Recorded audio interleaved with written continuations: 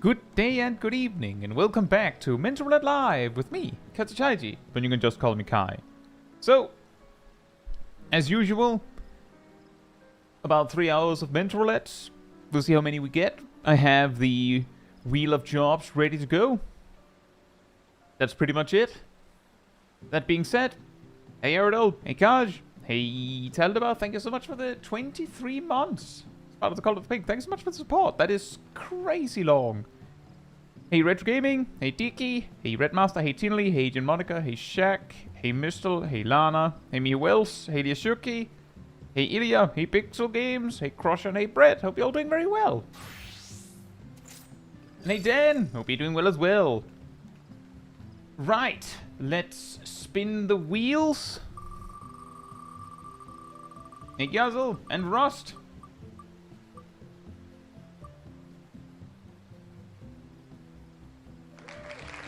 We have Dragoon.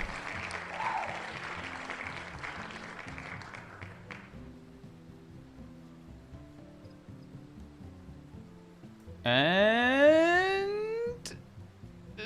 Dark Knight. And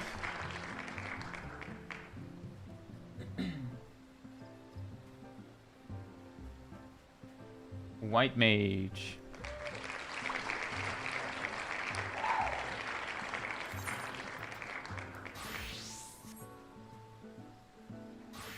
Hey Alice!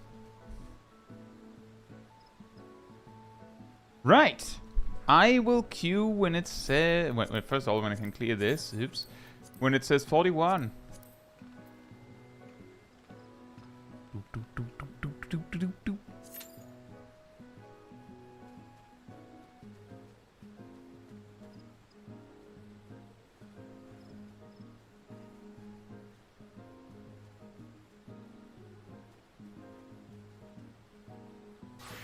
Thank you for the 1 year anniversary as part of the Call of the Pig Crusher. Thank you so much. Wow. You set it up so only displayed the initials? Then I set up the whole thing. The Wheel of Jobs is a universal wheel. It's just easier to just use the shorthands.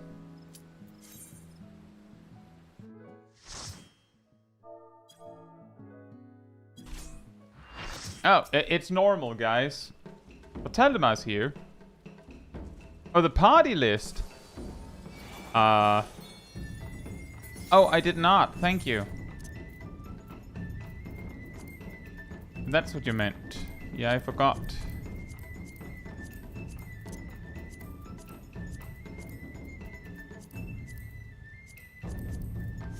Thank you. Hey, Fat Man. Hope you're doing well. Emolia there. The dancer knows me too.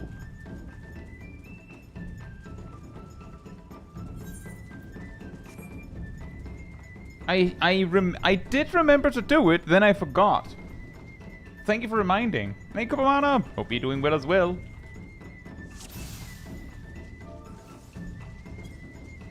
Let the rebels begin!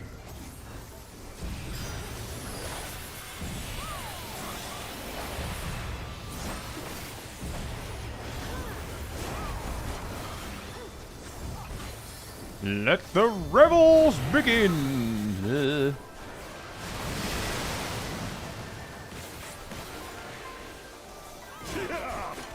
Yeah. We like Susano, right everybody?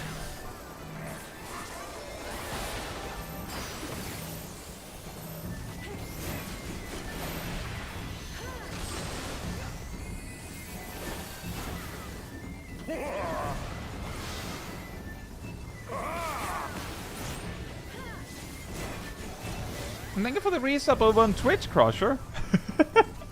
Thank you so much. It looks like it's a little bit further there.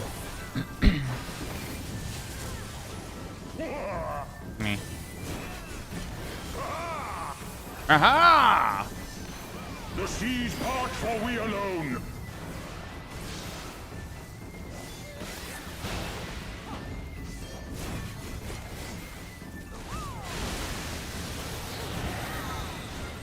His catchphrase isn't as good as Ravana's. Wild and pure and forever free. Rejoice! I mean, I'm sure they both would not really get too caught up in that. The seas part for we alone. Hey, Wolfkin. Hope you're doing well. By the way, Shaq with the 110 streak and Wolfkin with the 25 streak. Absolutely crazy, everybody.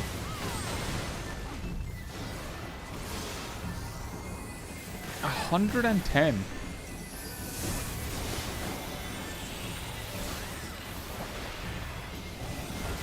Uh-oh. It's the worst time to be stuck in an animation.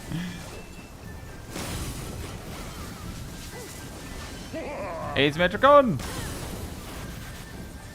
Gonna get a Primal's ultimate with the duo Susano and Ravana boss face? Oh, that would be awesome. Hey, cat! Yeah, that would be nice if YouTube had that too.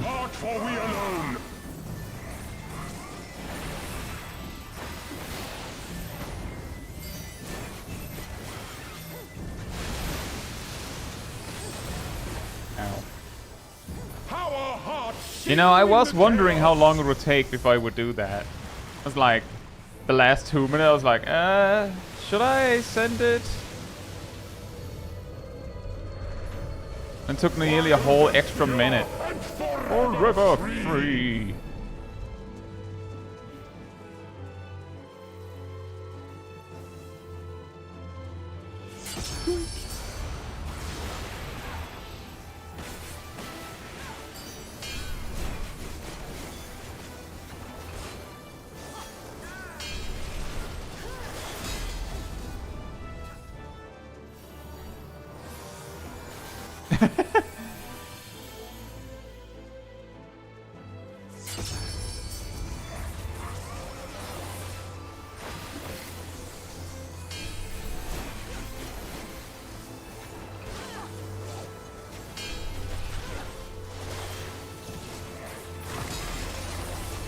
Ow.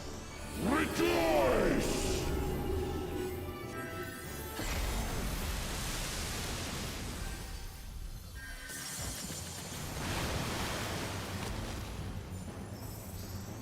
Resilient souls, I salute you!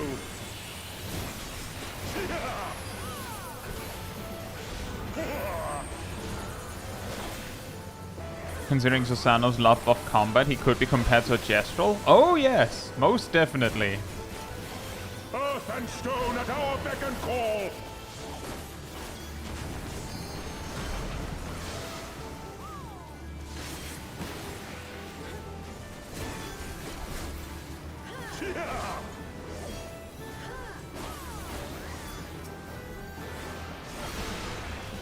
Hey Rob Gero, hope you're doing well. I'm so sad I missed my chance to raid in Dawntrail. All the fights look so fun, but now I'm just getting to Shadowbringers. I mean, due to the way 14 is designed, there are ways to experience the content at a reasonable balance after the fact. It won't be like when it was completely new, but you will be able to experience the fights later down the line with sync or even minimum item level. The seas part for we alone. So you haven't completely lost out, but I do understand why you feel that way.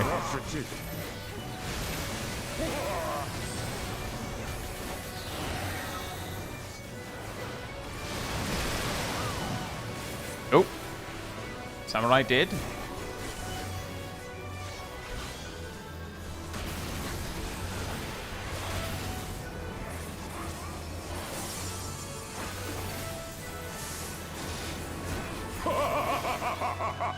Twas a memorable dance indeed.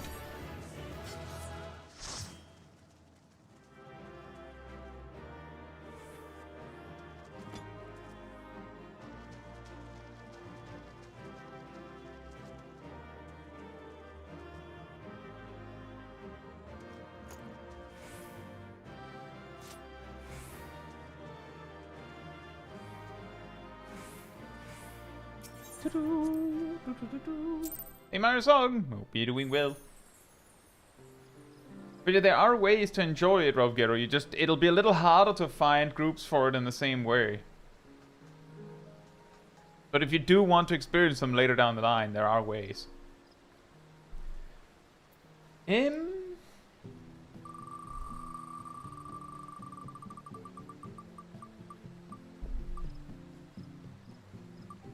Oh, Blank Mage. That was fast.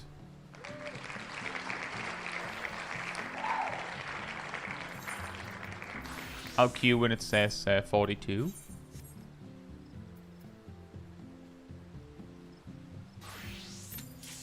Oh.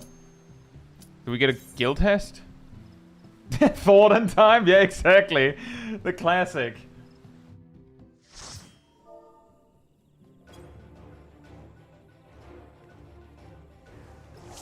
How would you rate the raid series of Dawntrail compared to any other series you participated in?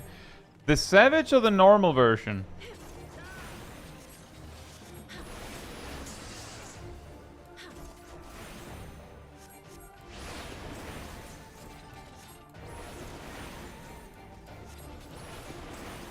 Savage.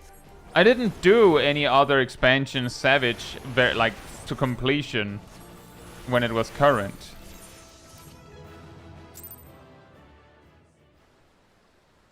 I did a little bit in Shadowbringers.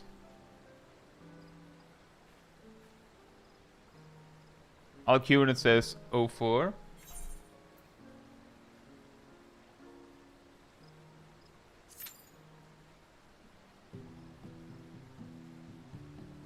And they in the sack, boy. You're doing well. And Philippe, hope you're doing well as well. And yeah, exactly as Kat says, we haven't technically not finished Dawntrail. When it comes to the raids, I think that each expansion's raids have their benefits, have their like cool factors. Hey, procrastinauts, hope you're doing well. And similarly, there'll be something awesome in Evercold as well. I imagine that what you're like, the thing that you're probably feeling the most is like missing out on the cool thing that is cool now. How would you rate them as normal raids?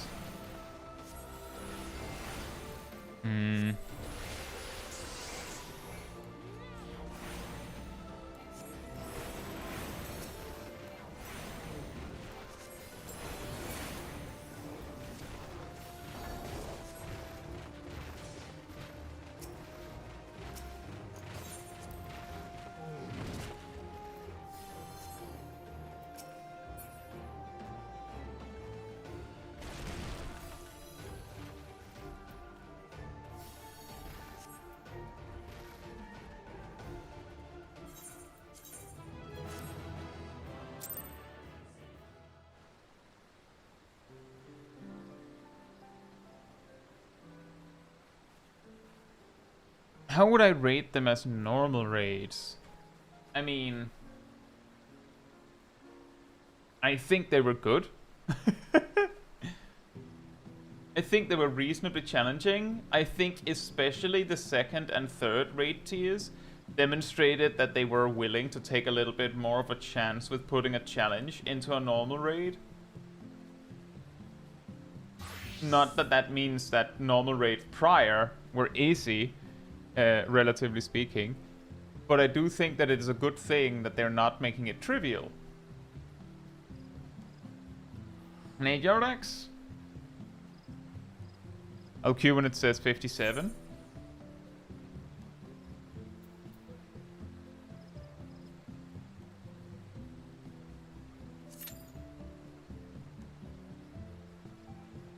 What guild has do you think is the most likely to fail by hitting the time limit? I mean, let it be known that the Turtle Guild test can be failed, as in duty failed, kicked out, if you kill the turtle. Jose Ecodance, hope you're doing well. Do you think it'd be funny if they make like a hard version of the Buckman Guild test, but in real content that isn't a guild test? Maybe? There isn't that much to it, so you, like, they essentially have made that fight, just not with Bachman.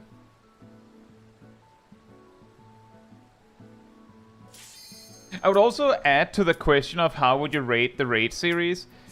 I have videos on the channel reviewing both the first and second raid tiers. The reason why there isn't one for the third is because not finished yet. So I have gone and done something like that. There are beasts Hey ahead. Jace, hope you're doing well. I'm 100% wrong. It happened after like Wednesday or Thursday. I joined the pots fate late and got gold and still got a pot randomly. There you go. I actually also did that on the stream Wednesday. Like showed up last moment, hit something twice and got a pot. So yeah. And hey Volpixel, hope you're doing well.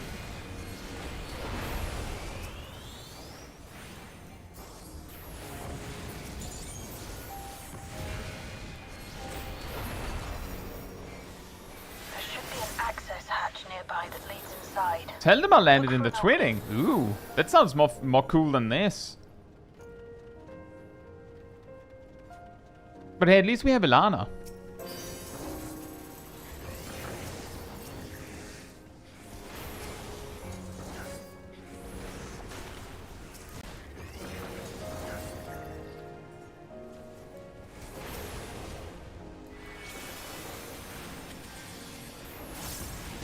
Shaq, Ross, and Gazel landed on A1.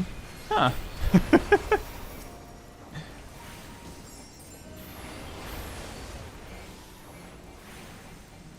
Good access, will you be doing guides on all the jobs for Evolve mode? Yes, I will. The thing that is up for, like, up in the air is whether I will make guides for both Reborn mode and Evolve mode. But I will make guides for all of the jobs in Evercold. I'm detecting something big. You'll have to deal with it to continue on.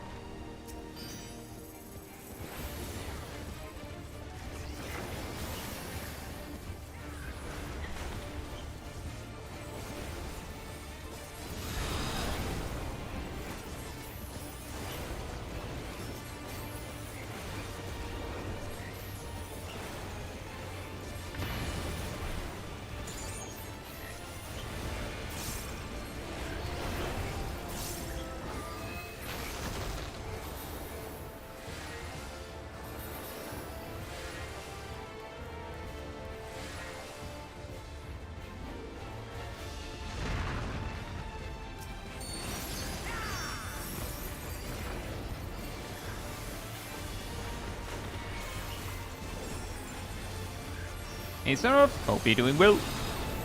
We've actually already gotten, like, I believe this is duty 4 already due to some guild tests.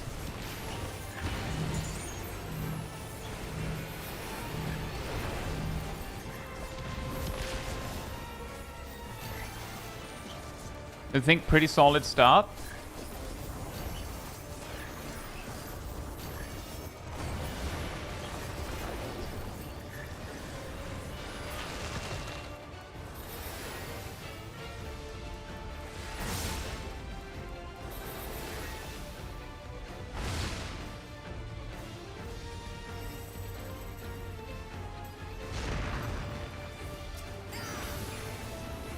Hey Nazinator, hope you're doing well. Any tips for an Astrologian? Have you watched my Astrologian guide? It's a solid start. Other than that, make sure to keep a light speed for your burst. Makes it a lot easier to do. Good work. Now, Hey Katie Lawless, hope you're doing well, and thank you so much. It's been going decently so far, although, I mean, guild tests are easy prog, but not very interesting. No, Roger says, have you enjoyed Lindworm progging? Sure. I think it's fun. And we are also slowly reaching the end, given that we're now on Idyllic Dream prog. Did it involve Bachman? Bachman? No, not yet. Usually it's the second time we see Bachman in a stream that Bachman appears, I feel.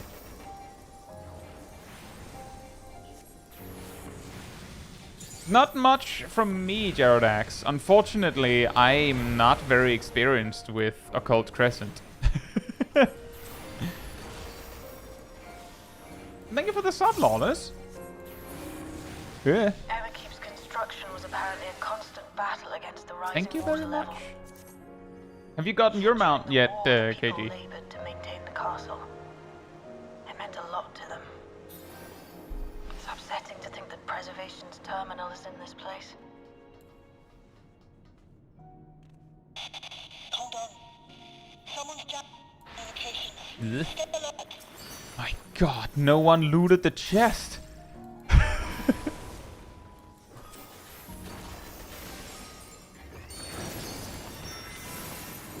That's a thanks for the guy that taught me how to ninja last week so I could do on content extremes for the first time ever. Oh, that's awesome, man. Congratulations. I'm glad I could help. That's awesome. Did a mount drop?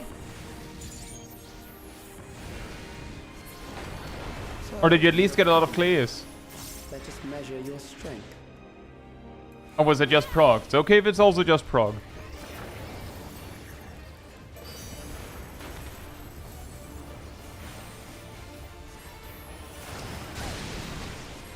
Ow. One, but I didn't roll. It's on my alt. We got 13 clears in 2 hours. Well then, that's that's faster than my team that does weekly farms off stream. We got 10 clears of Ennuo last night in 2 hours. Hey Naomi, hope you're doing well.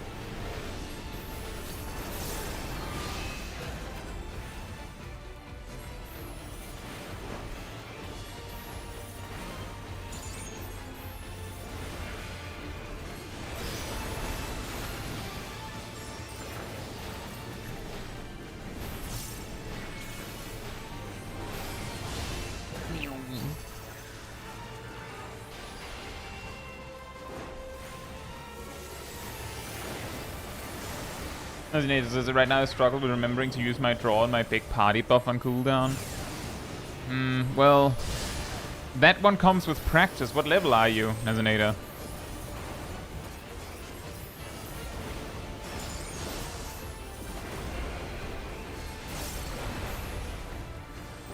DFC leader organizing things, drop your YouTube with, I recommend these guys for bursts and openers. And I thought, well, fancy that. That is funny.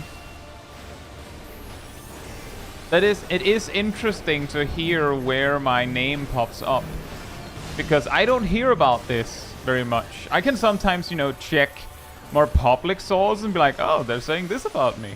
But anyone who's discussing me in like a private Discord or something or in a free company, I'm like, well, I hope they say something nice. You will show me more. Nate Faith, hope you're doing well.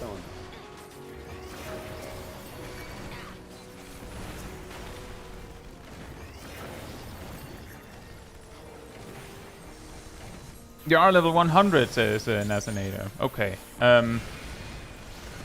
I would say it's a little harder with a healer because, you know, the moment you're in a real fight, any practice you have will suddenly have to like if you practice in like on a striking dummy or something, you now have to remember the things while you're getting distracted with boss mechanics and needing to heal and all that, right? But a good starting point might be to practice a little bit on a striking dummy, do some dungeons, do some normal trials and raids, and like really focus on what things you need to keep track of throughout. If I remember correctly, now I don't know how much this will help, but if I remember correctly, Celestial Intersection has a 30-second cooldown and charges, for that matter. You could try and remind yourself about using your bursts and your card draws and whatnot with a shorter cooldown, because you could essentially just try and force yourself to remember to use a Celestial Intersection every 30 seconds. You might think, why would I do that? A little heal in the barrier on the tank basically is always helpful. Like, it might not help much, but it's always a little helpful, so you might as well do it.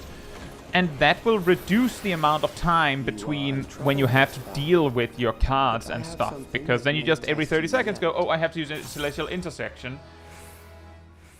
And then you check your cards, you check your divinations, see if everything is in order when you're there anyway. This machine has long guarded these crumbling halls. It could be a start. I don't know how much it'll help, but you could try that.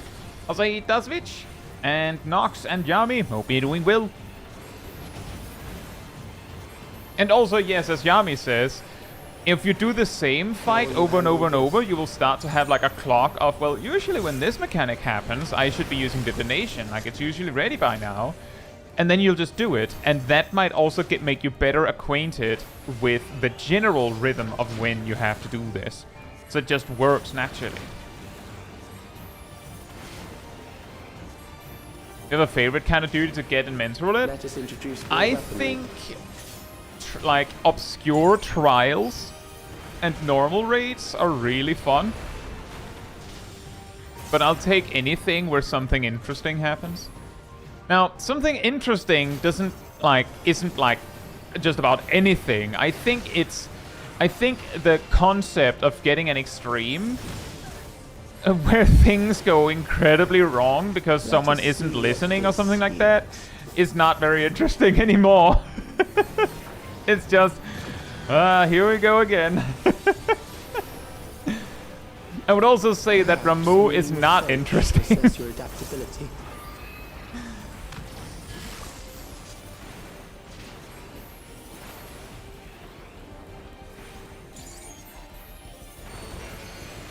So anything where something interesting happens while it's still being fun. Sephiroth Extreme? Can we do it without like a physics spamming healer? Then sure. Still alive. How unfortunate. I've been there, done that.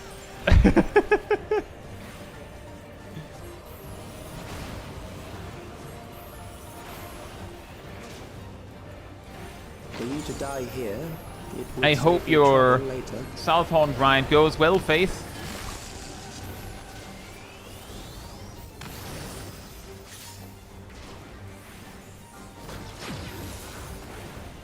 Oh boy.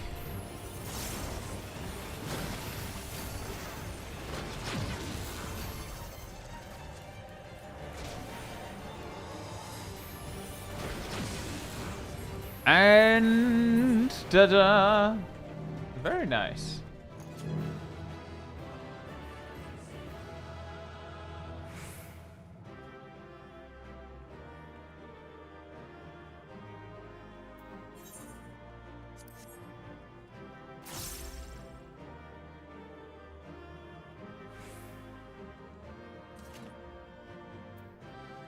Dasvich says, that's my problem, doing it under pressure. I'm not more hungry yet, but I recently completely revamped my bars as an astrologian, and there are so many buttons. Oh, yes. Yashuki says, this will be why I'm never annoyed by healers having simple attack chains.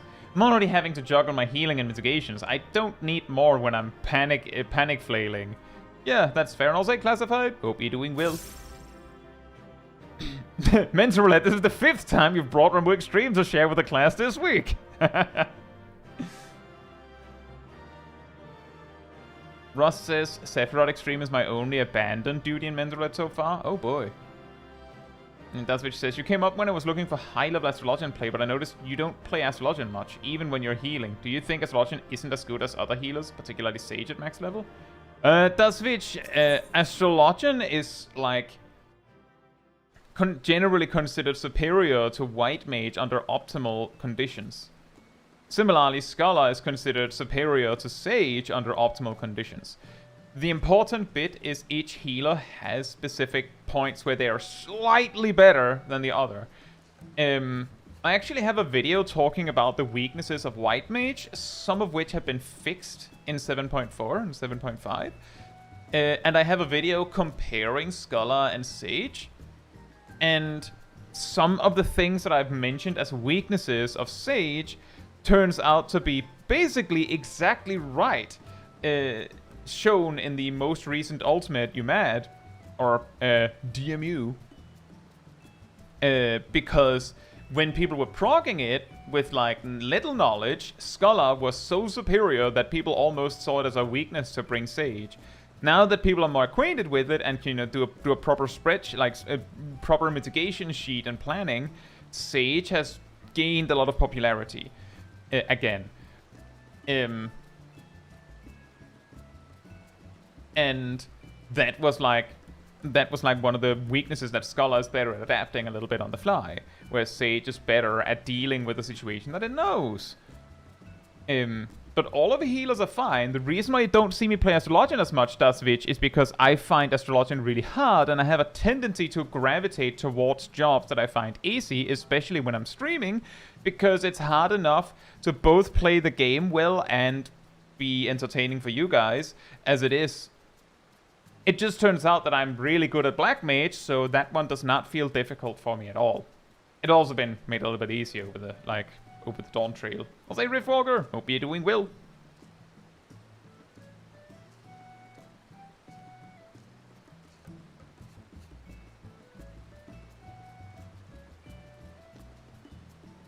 Right, spin the wheel.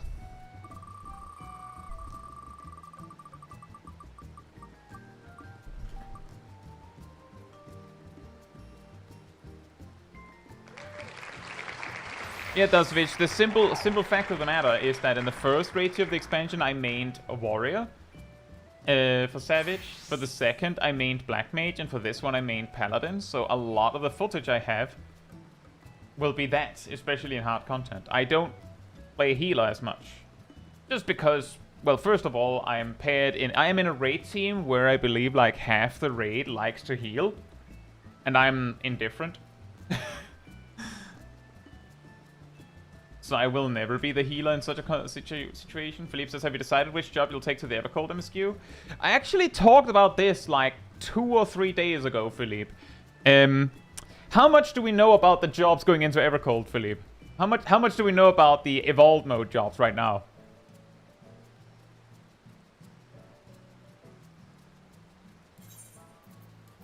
How do I have very much information to make my decision off?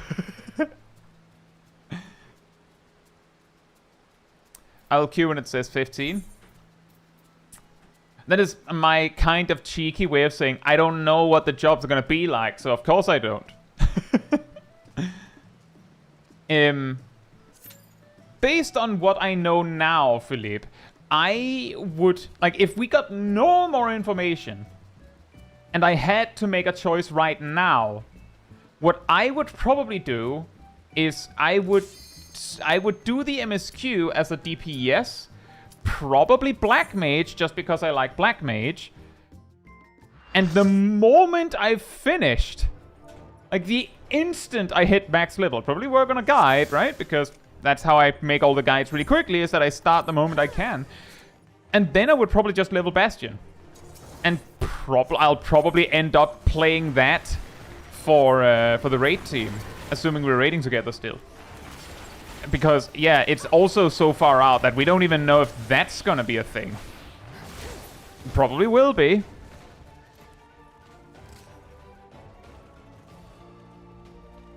But that's what I have, is I would play Black Mage because I like Black Mage. Just the Black Mage that I currently know. And I would probably level Bastion because I will probably be a main tank in the raid team again.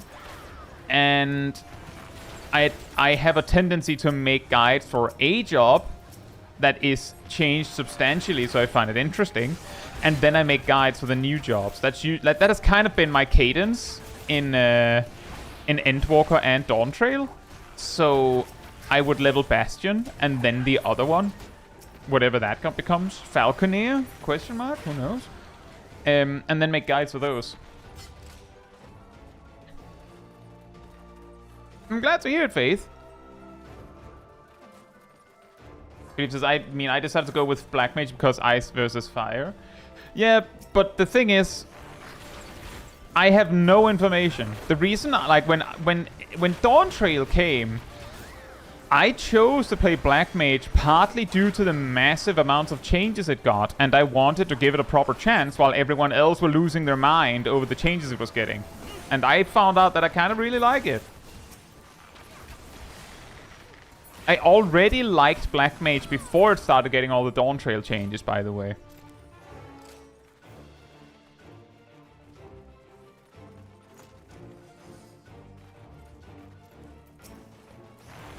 But anything is possible. Well, anything is possible, but I'll say the least likely for me to pick. Just putting it out there. Unless something crazy happens, I don't think I'll be playing a ranged physical first.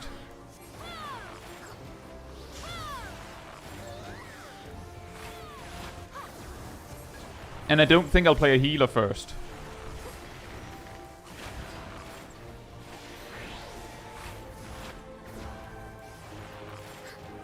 And there are also limits to what melees I'd play first.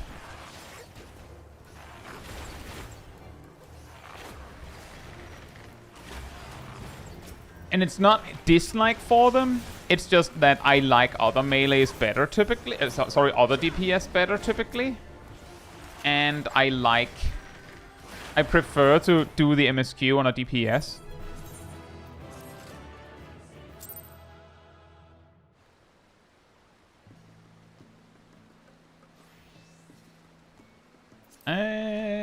I will queue when it says 34. Hey, Link Forever. Hope you're doing well. Do you use an MMO mouse? Yes, I do.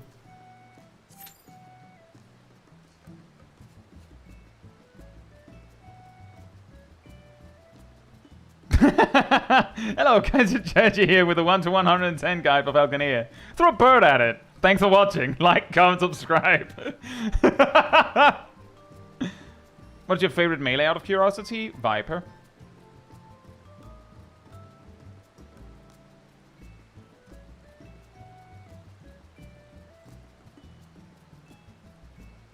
Hey, Goldo.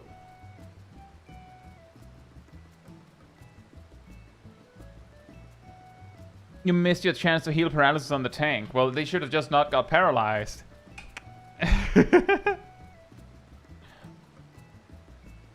But yes, Link Forever, I use an MMO mouse, and these buttons are bound to it. You can see here, keyboard hand, the camera is flipped. Keyboard hand.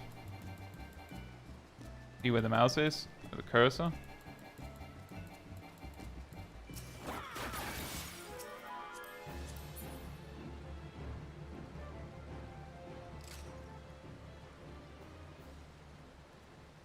Master says, once you finish all the men's roulette stuff, I'm curious to see some of the stat breakdowns, like what is the rarest duty you ended up getting and all that.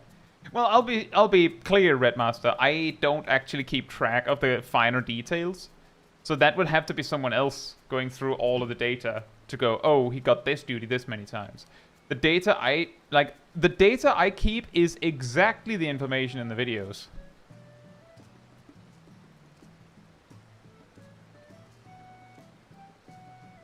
That is also a way to do it, Jet. The reason why I don't bother with that, use your left hand for mouse. Alice, I did say the camera is flipped.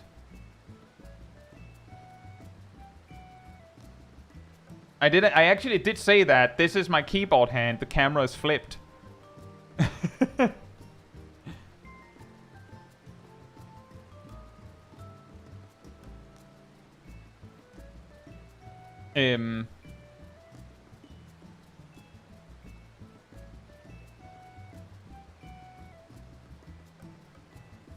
Going through 1,700 duties or so to list them all? Sure, let's do this. Yeah, exactly. I don't feel like doing it. Only do it because Corsair's IQ program allows to change this set easily. The reason why I haven't done something like that is simply because it's very convenient that you can use either hand for those keybinds, whereas if it was like num keys, it might be a little bit confusing.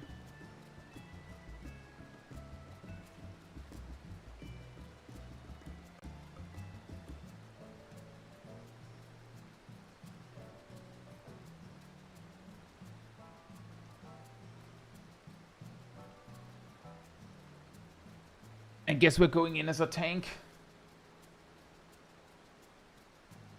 The Dark Knight. Oop, oop. Or maybe not.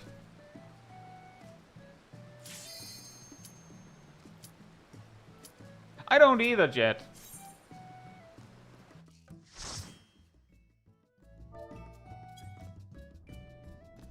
Oh my. Looks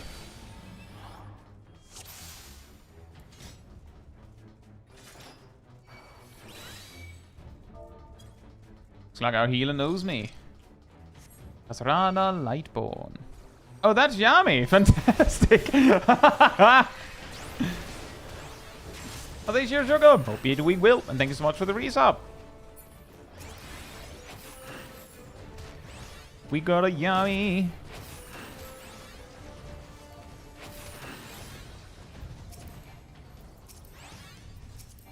The enemies are falling behind. Why the enemy is so slow?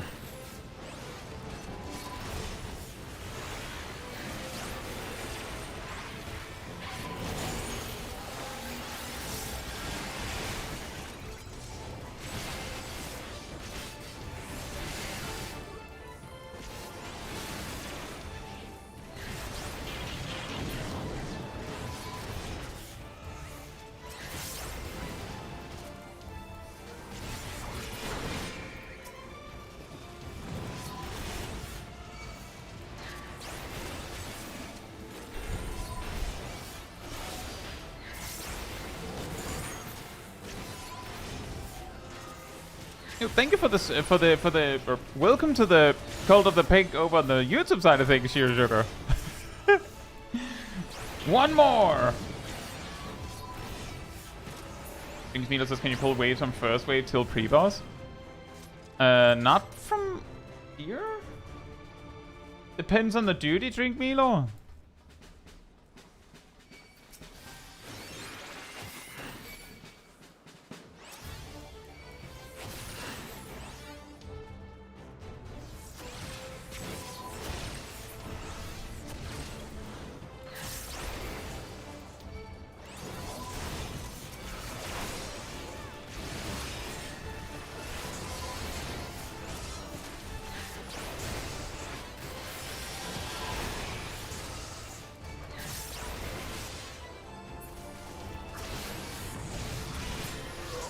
You can see the doors opening.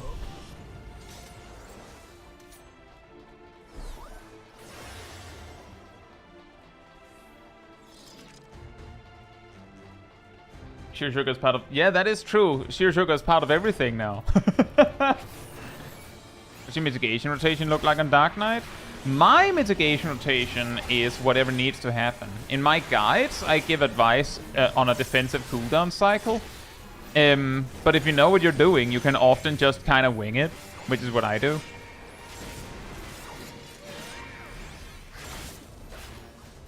Sometimes I should be better about it.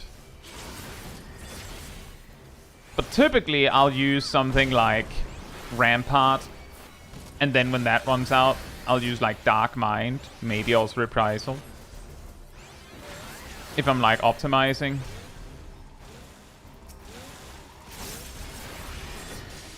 And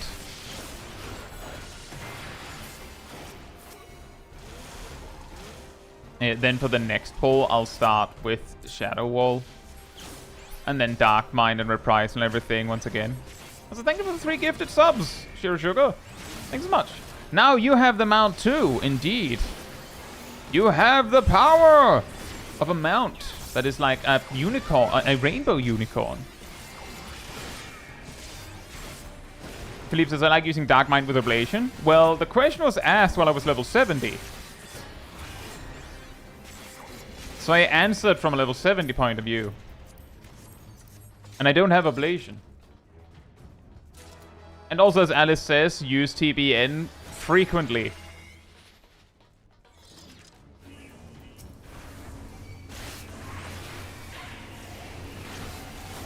Hey, Anna Marie, hope you're doing well. Thank you so much for the 3 gifted subs. That started a treasure train? Which apparently is some sort of sale? Okay.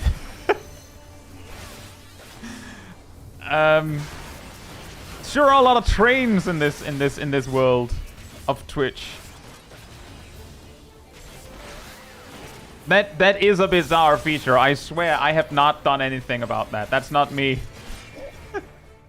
Weird. Time to do hell on rails. Huh? Hey, Varian. Hope you're doing well.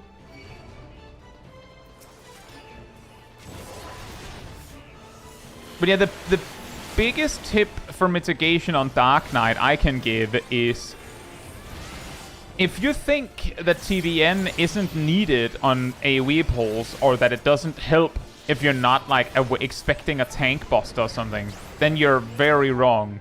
Using TBN just to soften some auto attacks can be helpful depending on the boss. You can like if you check out the most recent Savage stream, in Phase 2 you'll see Zip frequently using TBN just to soften a few auto attacks. To be fair, the Lindworm in Phase 2 punches so hard that like 1 or 2 punches is all it takes to break TBN. So like that's a little bit of an edge case, I suppose. But you get the point that TBN, good, use often. I don't know if I just wasted that. I think I see damage numbers from Salted Earth.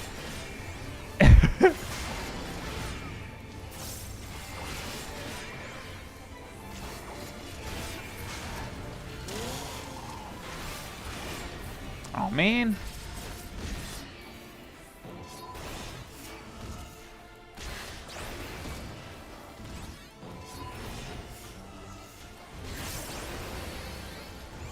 Dang, Snake got hands. 2 hands, in fact.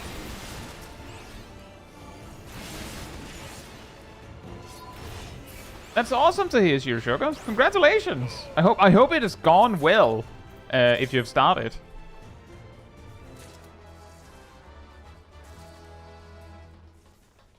Hey, Flems. Hope you're doing well.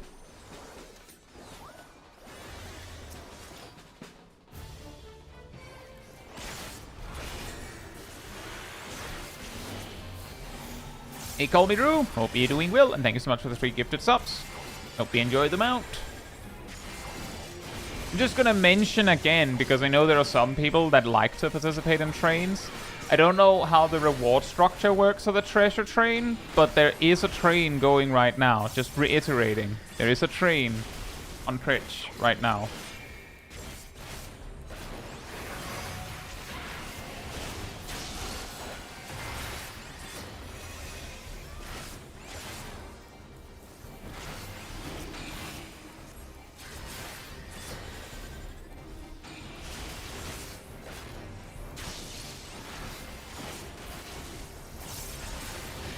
And yeah, apparently it gives an extra discount on large amounts of subs. But it gives I think it gives emotes if you participate. I'm not entirely sure on how all that works. But I'm mostly mentioning it because I do know that we have some cultists that really care about getting some train emotes. It would be a shame to miss it just because I didn't say it loud enough.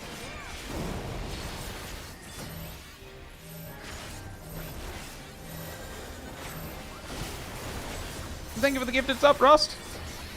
Redmaster says, does he use cereal magic before or after drinking milk? What? Huh?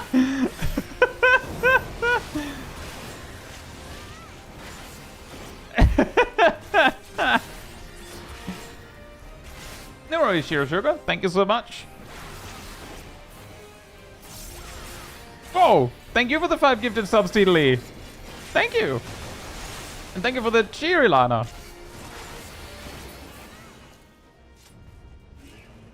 And yes, Tasvich, I am on Louisoix Chaos EU. Nay, glue on. Thank you so much, guys. You know, there is something funny about how the trains work, that every time it levels up, I think it resets the timer. So by leveling it up very carefully and strategically, the train can last a really long time. Just mechanically funny that it works like that.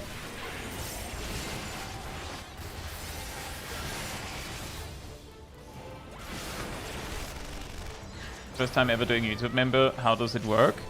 If you have a YouTube membership, it means that you have access to all of the channel-specific emotes while interacting with stuff on the channel.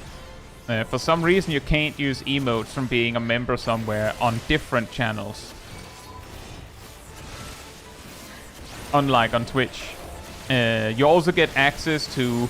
Hypothetically, you would get access to members-only content. Extremely rarely, I put out, like, questions and polls for members specifically. But they are so rare that I would not call it, like, a really important perk. At least not here. But it is technically something. And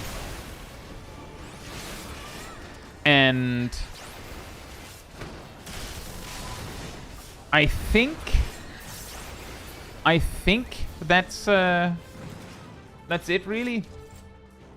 I try to not make the perks too luxurious, because for me, I think it's more like a way to support the channel if you want to support the channel, and less so about, oh, but look at all the benefits you get. If you know what I mean. Also, thank you so much for the gifted subs, Elana. And Side Shock. Hope you're doing well. Yeah. Nation.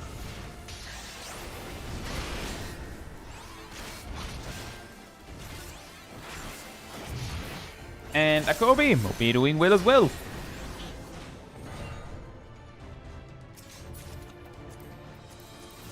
Especially when it comes to, like, content on the channel, I don't really want to make it, like, members exclusive. I want everyone to be able to enjoy it.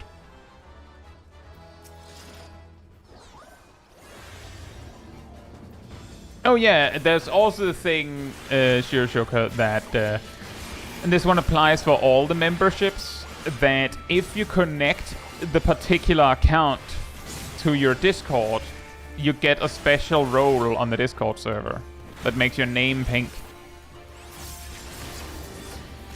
That's also a benefit you get. But it does not give you access to a special room or anything. Glon says, why do I keep getting main scenario quests on Men's Roulette? I'm falling asleep. Ah. The game has decided that it's your turn in the mines, Gluon.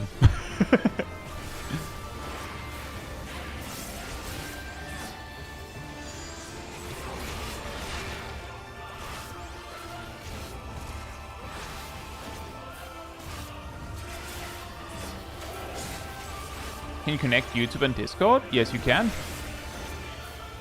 Somewhere in the account settings, there's like a whole like list of things you can connect. And there you can connect your YouTube, your Twitch. I think that's also where you connect your Ko-Fi. Like all of it.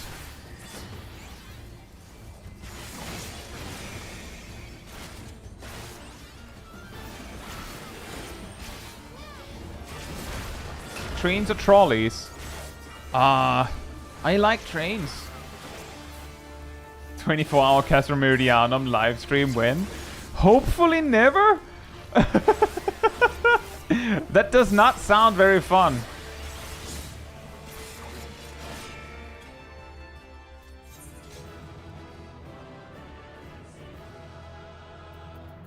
That admittedly does not sound very fun.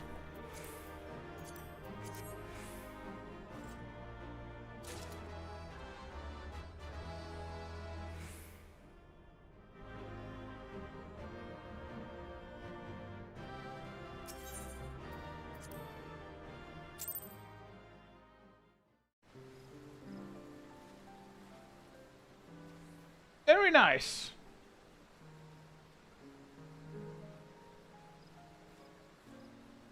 Yeah, because I find it funny we both landed in the same dungeon, but in separate groups, Sky, to also finish near at the same time. That is pretty funny. Oh, a Spectrosaur. Thanks. It's been a while since I got a fish. Thank you.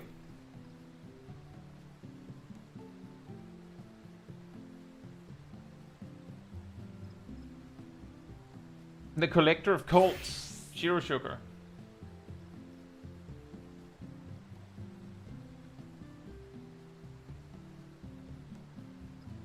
And they make some time. Right. Let's spin the tank wheel. Gunbreaker. My god, it's a gunbreaker. Oh, because I think I slept too long? Wait, but weren't you here in the... What? Oh, okay. Well, that's not good.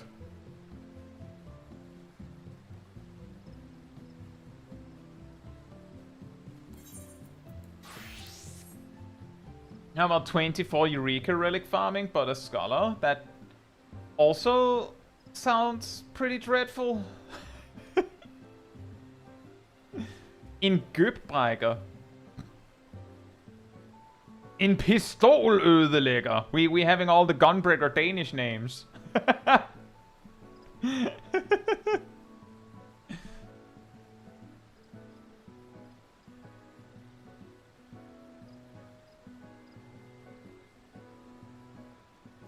That is a weird emote. That's enough Danish for at least 3 months of stream? Oh, really? Nansonator says Gunbreaker is my least favorite tank to heal for. Feels like they need the most babysitting. That's a skill issue. Gunbreaker is perfectly fine.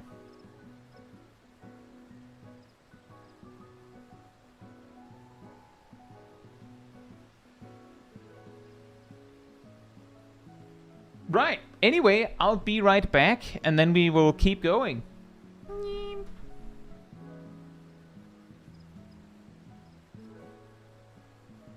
In the meantime, Manatee restored. And...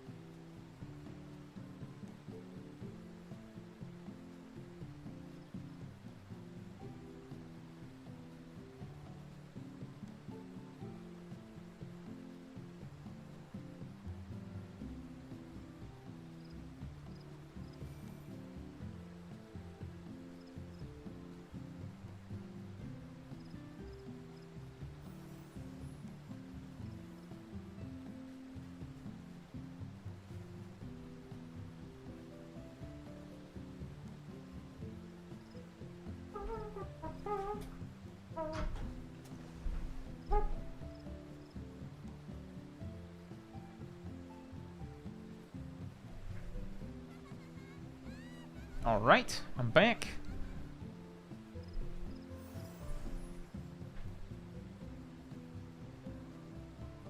Yeah, I have sort of talked about this before in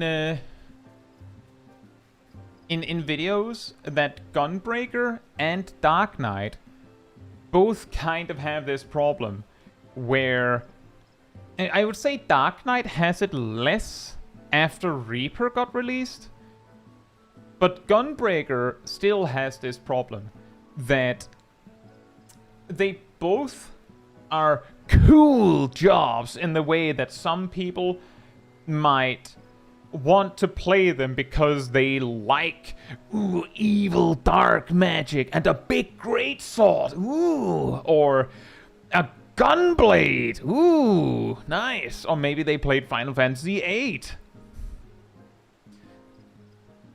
The whole bit where, by the way, you're the tank is kind of lost on those players.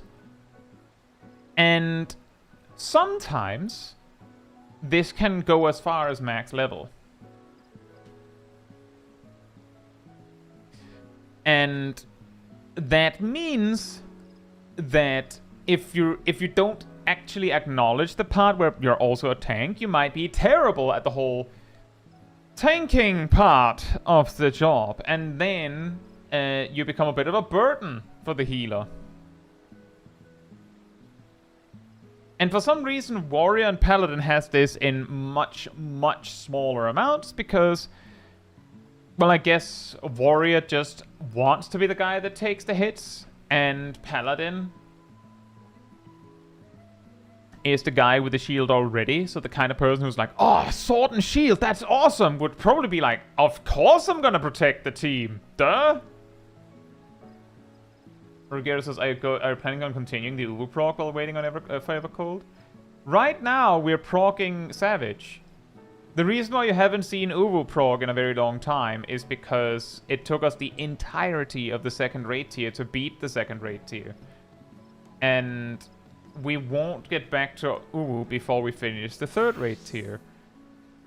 But I do believe the plan in the raid team is to do Uwu once we have finished Lindworm. Right, I will queue when it says 15. 16. 16. I will queue when it says 16. And... phew.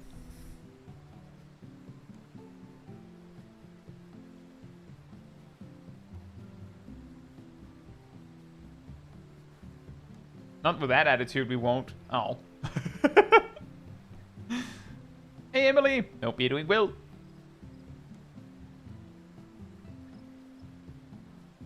When what says 16? So, you see in the top right of the screen, the Eorzea time. That's the in-game clock of the time in the world. It ticks a lot faster than the minute timer of the real world. And I use it to indicate when I click Q, so that people have a chance to queue at the same time as me, so they have a chance to land in the same duty as me. Which gives us a better chance of helping if we land an actually difficult duty.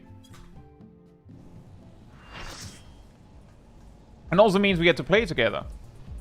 And help randos.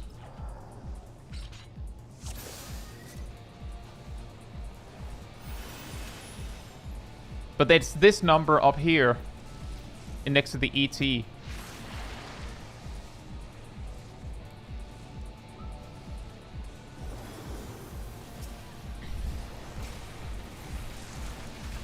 Yishuki says right now that you're a tank part is what makes Dark Knight difficult for me.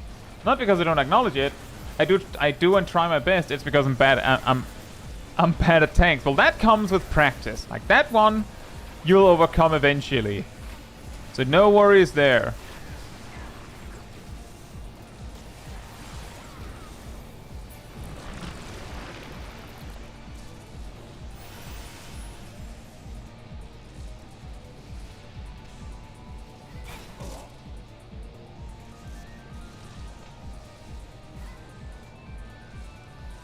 Do you think Gunbreaker is a good option for someone who typically sticks to healers? I used to warrior tank in WoW back in Lich King, but I've been a healer ever since.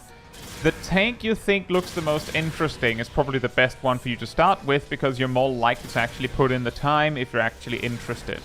That being said, I would say that Gunbreaker is probably not a good first choice, because you start at a really high level.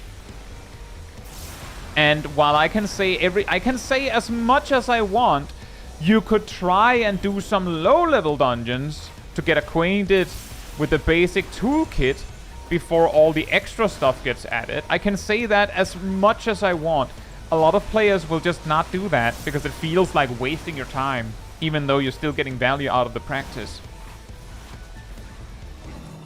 I would also say that, like, Gunbreaker won the title of community voted hardest tank for a reason.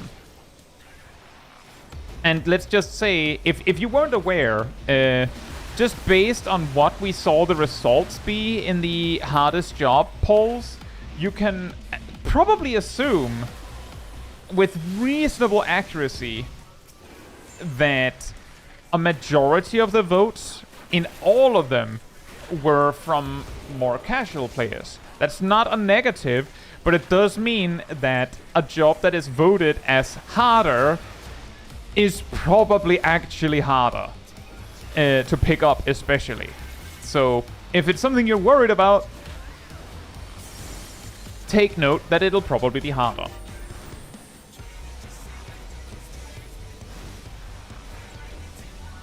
But if you're confident and you think Gunbreaker looks cool, then it's probably a lot more likely that you will stick to it and actually get good at... Ah, dang it, my dots ran out while it was untargetable.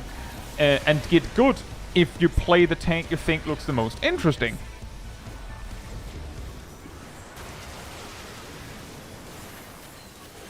Like, that just is a given.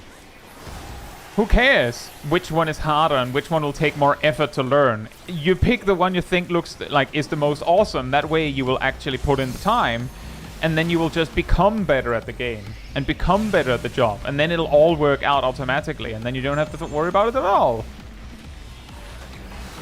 So if it's all the same, then Gunbreaker is probably not a good first tank. If the reason you want to try tanking is because you're like, but Gunbreaker though, then choose Gunbreaker. Just choose Gunbreaker.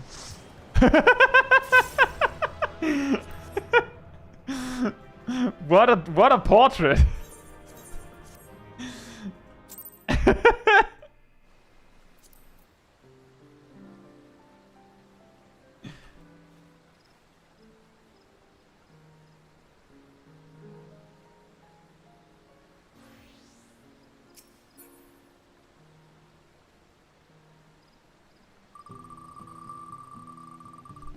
And also, as Redmaster says, there's nothing wrong with walking up to a training dummy and just beating it up a little bit.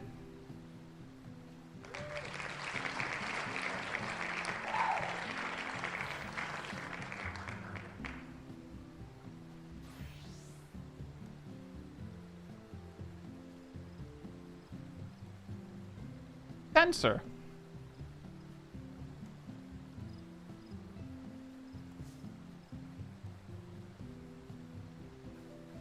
Which says, I like Dark Knight for their looks, but healing them kind of sucks. Again, back to the thing I said before, that Dark Knight is actually pretty fine. It's just that a lot of Dark Knights are not very good.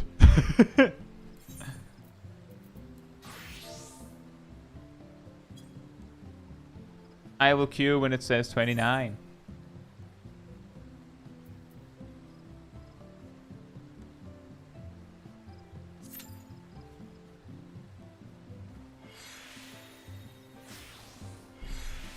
Like, I think I both brought it up in my tank hardest tank video, but also in my Dark Knight video a little bit back.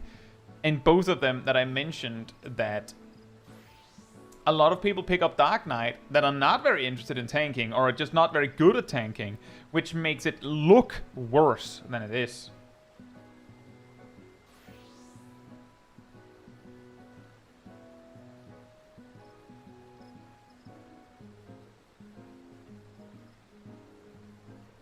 And also, these days, I feel like a large part of the Dark Knights are difficult to heal is like... It's a little bit like Machinist in that because it was a problem for so long, people are kind of stuck on that mindset, said that it's a problem. Also, thank you so much for the 3 gifted subs, Cole Michael. Hope you're doing well, and I hope you enjoy your mount. Astrologian is a wannabe time mage. I mean, it used to be the actual time mage. It used to have abilities that extended buffs and such.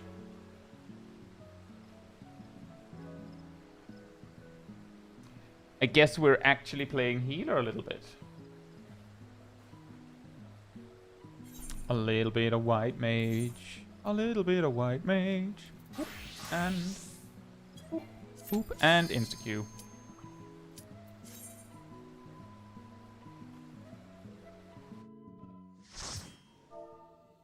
Oh boy!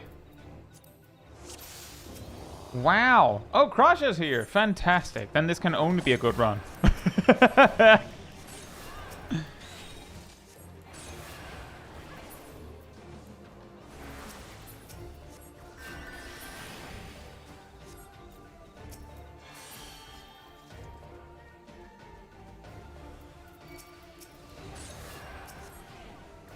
Is how much personal damage White Mage does. And even so, Nazinator, if you check, like, FF logs, you'll find that on average, the top cut of Astrologians will, deliver more damage than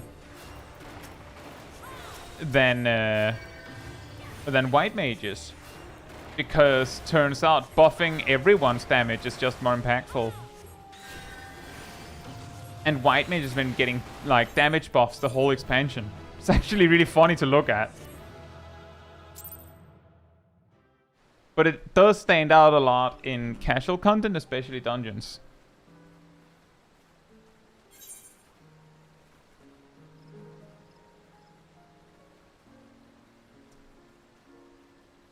Thanks? Why? What? Huh?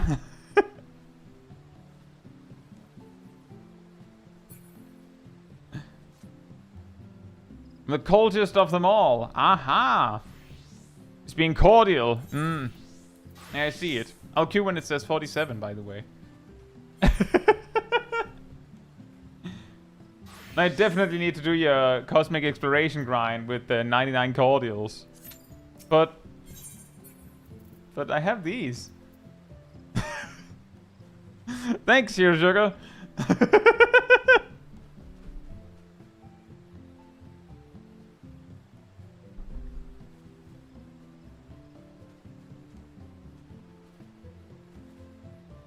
Yeah, if I recall correctly, a while back, I made a video a while back which was basically a tier list of all the jobs on which ones were best at doing mental roulette.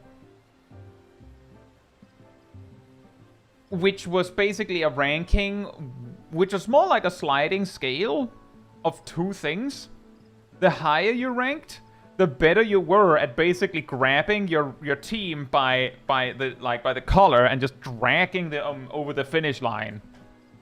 And the lower you were, the more power you needed to bring with your words by explaining what needs to happen to your party. So for instance, an S tier, I believe I put Gunbreaker as S tier because it is actually incredibly good at all levels. Whereas the other tanks are like, there's like these weird level ranges where they are missing something, or like there's like a large gap before they get the next big thing, whereas Gunbreaker is just strong at all levels. Meanwhile, a job like Black Mage lands in, I believe I put it in F tier, specifically because it provides nothing for the party. Like defensively, the only thing you can do for your party is damage. Which means that if something is going wrong in a duty, like if you actually get a hard duty like an extreme, then you need to use your words or you're not winning. Whereas if you're like a Gunbreaker, like if you're like Gunbreaker on Ramu Extreme, if your co-tank is garbage, you might be able to work with your healers well enough that you can just solo tank it. Just work together really smartly. And maybe if you can just shirk the other tank and use them as a sacrificial lamb while you reset your buffs, maybe it works. You can't do that if you're not a tank, first of all, and the other tanks might be like slightly worse positioned to do that. They might still be able to do that. Also, Paran team, hope you're doing well, and thanks so much for the 5 gifted subs. Hope you enjoy your mount. Unless you already got one. Did you already get one? Yeah. Thanks so much.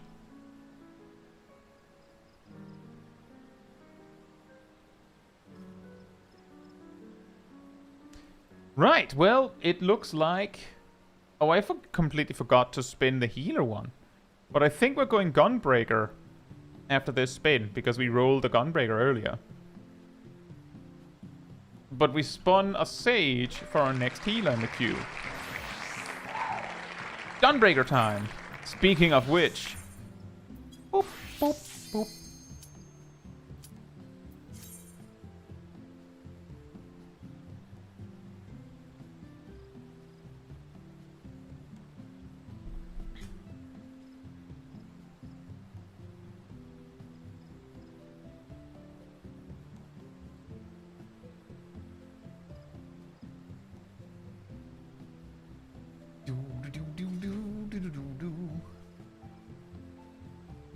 And the Sackboy says, what made me learn? Wait, that was not the one that I was looking for. I saw something about Paladin. Jumping a little bit around. I think I saw something. Making Savian used Gunbreaker the whole way. I'll make some time says, it's crazy how much more I enjoyed Paladin once I got the gap closer, and that's so late. Didn't they reduce the level at which you get the gap closer? Rivgir says, can I pay €1 to do my Animus Relic grind? I can't help you with your Animus Relic grind. You'll have to do it yourself. I believe in Intervene used to be like 74. Zale is awesome. Hope you're doing well.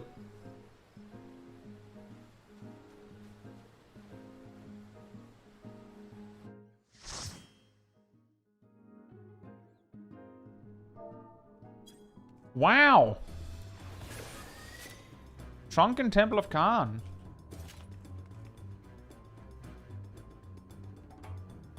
Oh. Apparently that started the hype train. Hey Silver, hope you're doing well.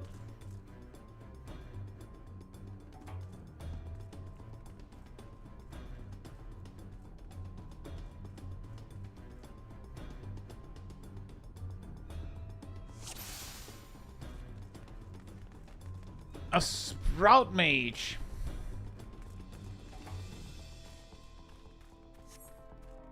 Why is that bat so close?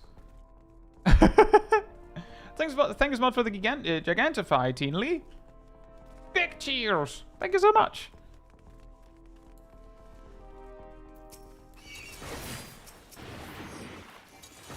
I think I'll probably do this part in two pieces, because I'm not a fan of pushing a Sprout really hard. Oh, where did those come from?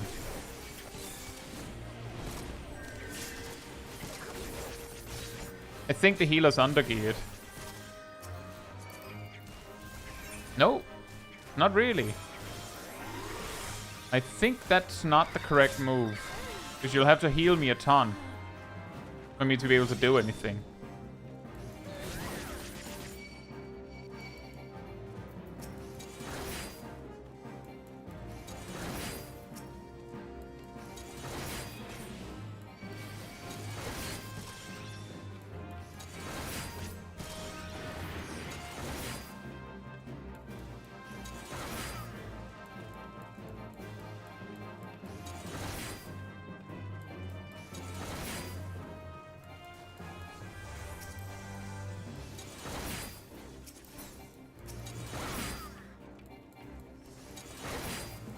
Thank you so much for the 5 gifted subs, Crusher. And thank you for the cheer, Ilana.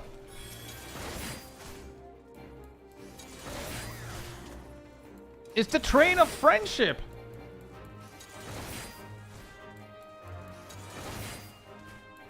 Samurai versus Red Mage, which is easier on a controller.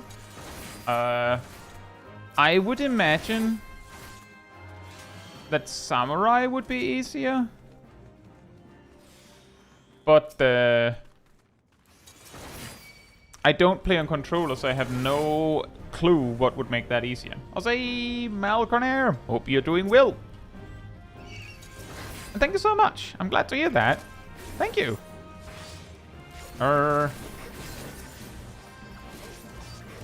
Anyway, kiting tech, did you see that?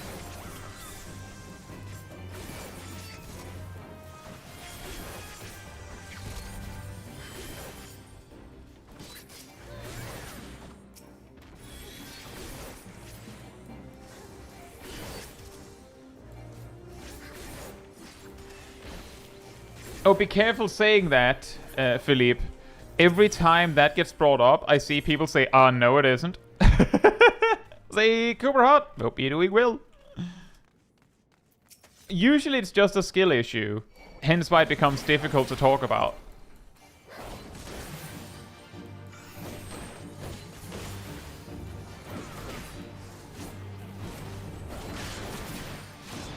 Yeah, the funny thing is, if you have a really, like, prepared team, you can pull everything at the start of this dungeon, including the boss, and be fine.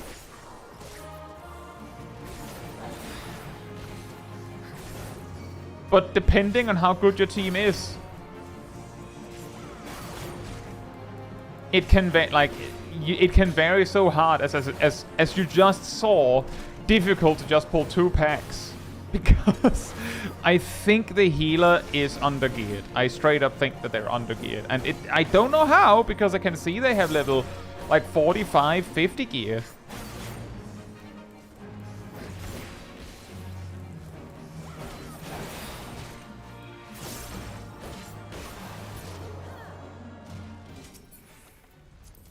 But just the size of their heals make me think that that might be it.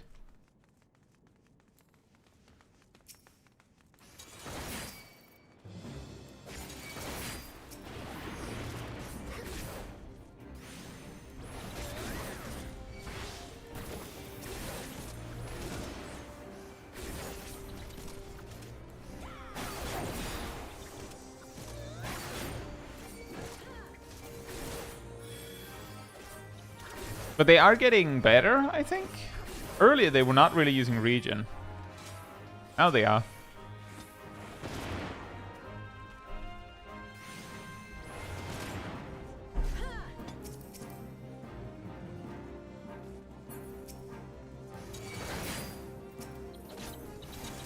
Hey Maybala, hope you're doing well. Says we saw 2 to 3 parts of the gear, the rest could be lower. I saw the whole right side was basically common accessories from AR, but for Sunken Temple of Khan, that's fine.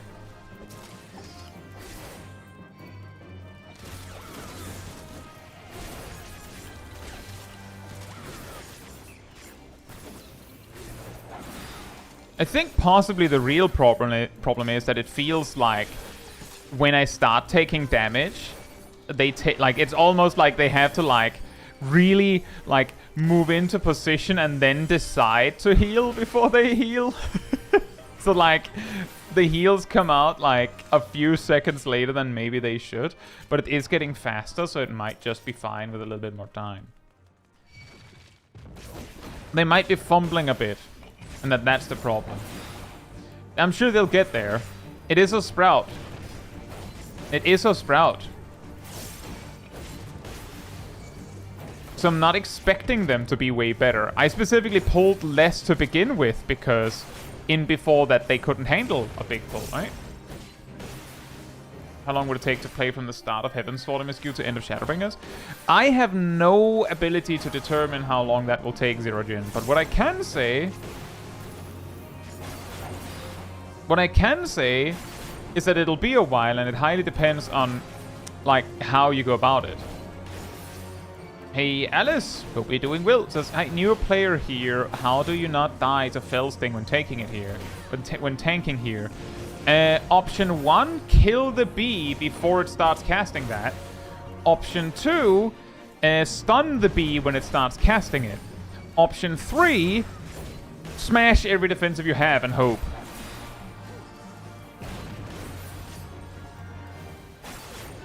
And when I say just kill it before it does it, when we pulled literally everything up to and including the first boss, I marked every bee in the order we pulled them, and we AoE'd them down before any of them used Final Sting. So usually when the tank dies to Final Sting in this dungeon, it's a damage issue.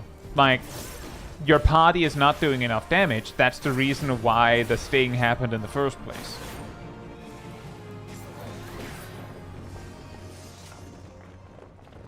I mean, Zerogen, you can just start by getting to the point where your free trial doesn't last any longer, right?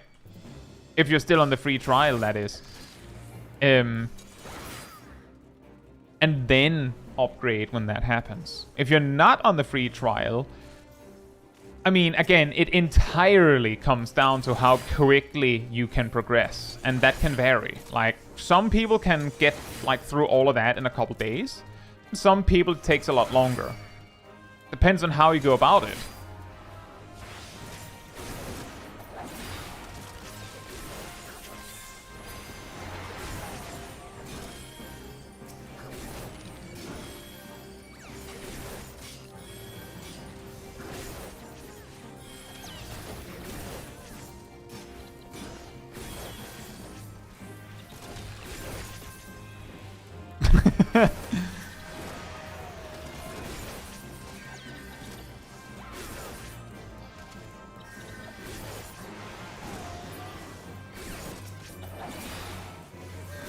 Resubbed yesterday.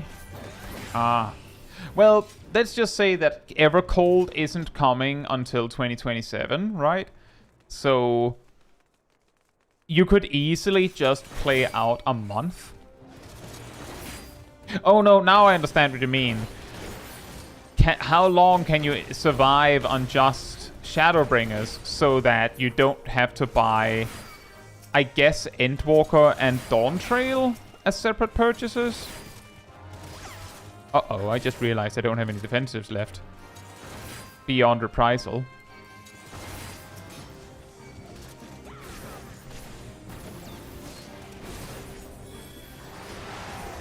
Hey, Floral Buns. Hope you're doing well. I'm using like solo duty strategies here.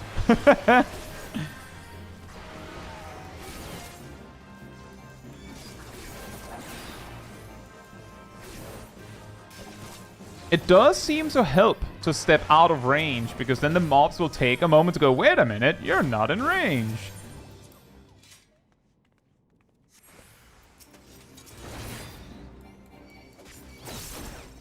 Even though I am the one coming to them, still feel like it helps.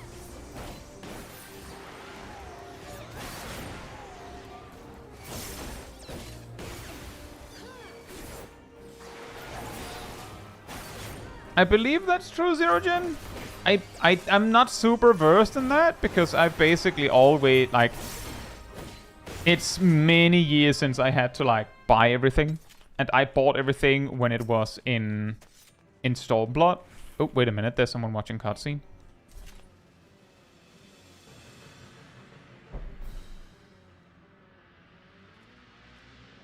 A-Kick says, what do you normally do after you're done with MSQ? I've played for months but never interacted with anything beyond the never-ending quests. You can do the normal raid series. Right now, that is known as the Arcadian. You can do optional side quests. You could get into variant dungeons. You could you could do extreme trials, like harder versions of trials. You could do savage raiding if you want even more after the normal raids. You could do old content. You could do side quests. You could unlock glam. You could go to the gold source and hang out for hours. You could train a chocobo.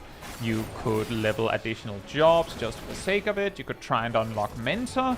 You could try and do every duty in the game,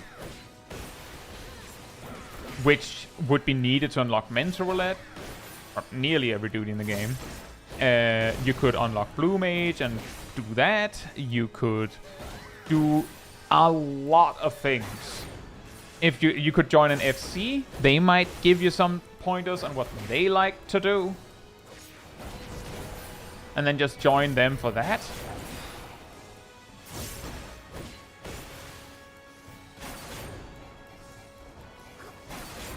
When I originally hit the max level, I just did like daily roulettes and then just leveled every job.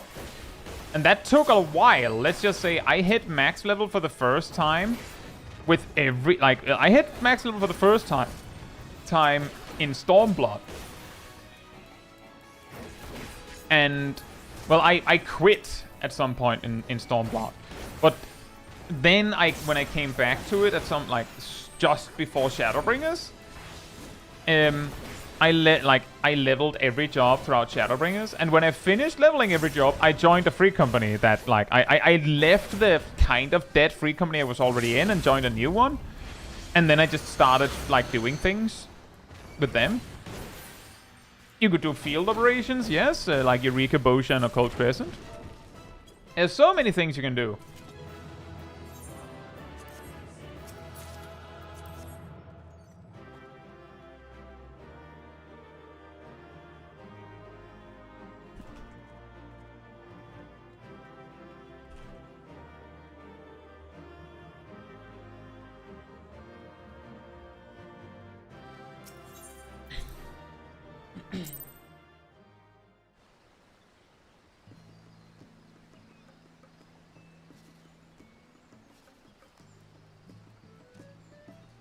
Hey, Mountain Dew.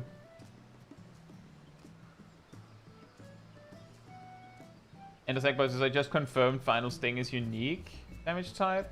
Right. It ignores mitigation. Fair enough. I believe it would that an invuln would work, but you would not have that in Sunken Temple of Khan. Gravity damage.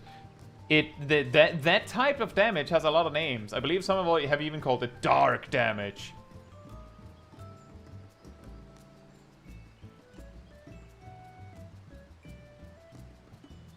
Yeah, I get that, Akix. You're like, once you've reached max level and finished the MSQ, that is exactly when you have the proper opportunity to just smell the roses and see what you can find. Genuinely. Also, hey, Invented here. Hope you're doing well, and thank you so much. I'm glad to hear that. Spin the wheel. Oop. And by the way, guys, if you are enjoying the stream, it does help a lot with a like over on the YouTube side of things. You know, algorithms like that kind of stuff.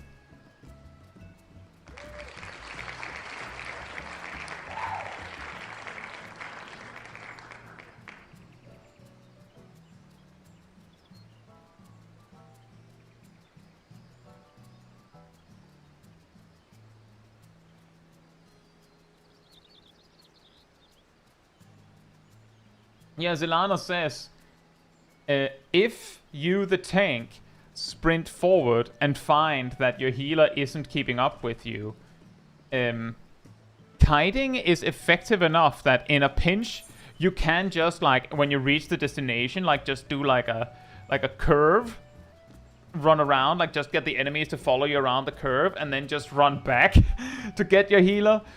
Shouldn't be the norm. But it is a solution in a tight spot. That is something you can do. I'll queue when it says 08.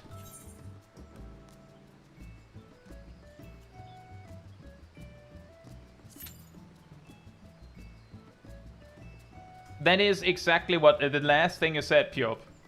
The last thing you said. You were not very lucky with FCs.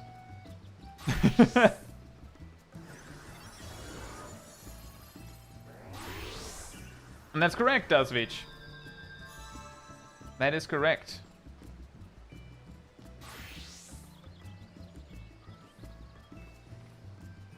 In fact,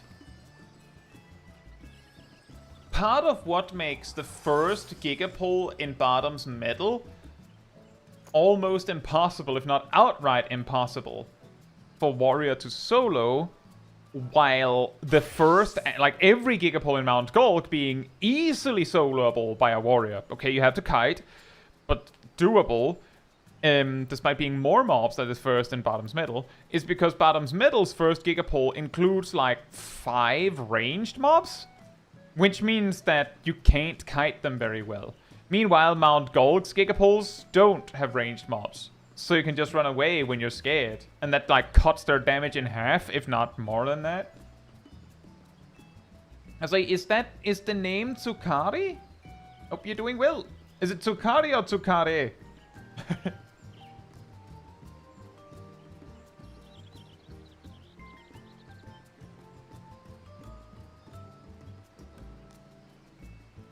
Tsukare. Fantastic. It is going quite well. Although we're not getting any DPS queues anymore. I think, guys, that it is time to bring out the Sage.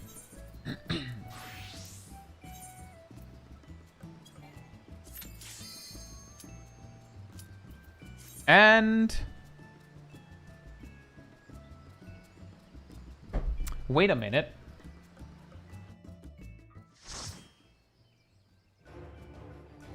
Did I count a guild test for White Mage? That's not very fair.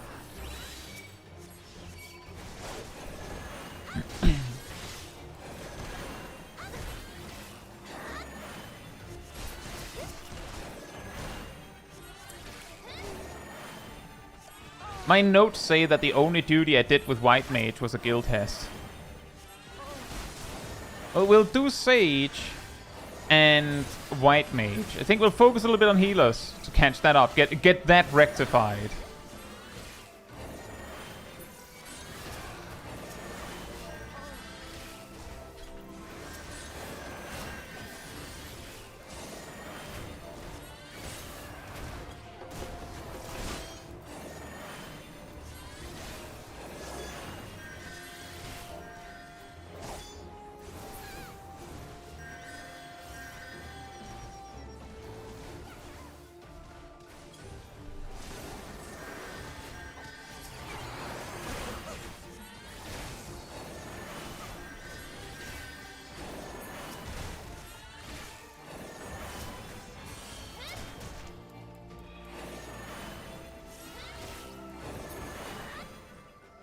You started post Shadowbringers today. Nice.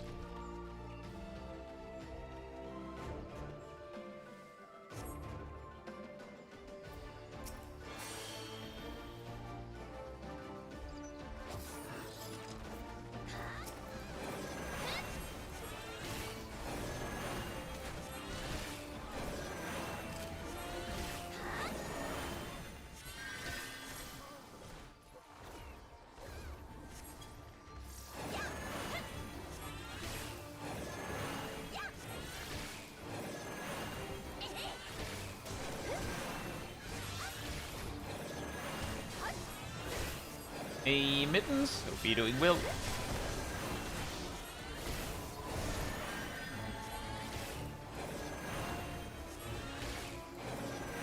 How's the men's roulette today? Decent, although we're getting a lot of guild tests and oh boy, those are a lot of heals going through.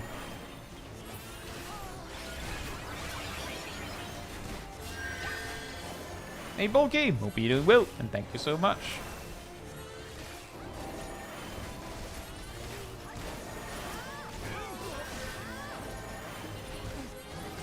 Complete your challenge log, perhaps. Oh boy, what is it you get for guild for the guild test? Is like a little bit of money. A little bit of money.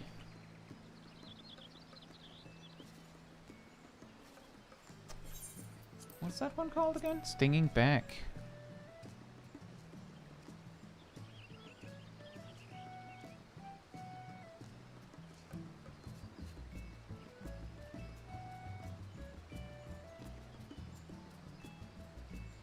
Right, let me see. Back to White Mage. I will queue when it says 05.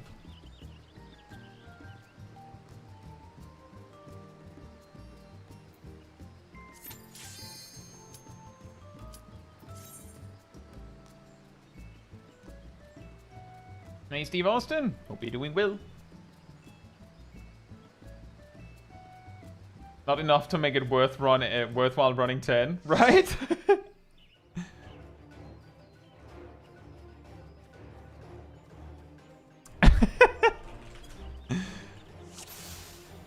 We have 3 mentors. And I think a gunbreaker that queued guild test. Hmm.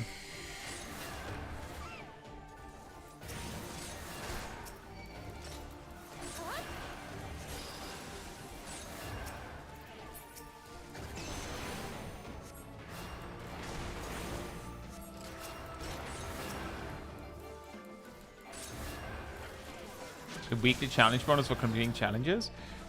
Is that worth it?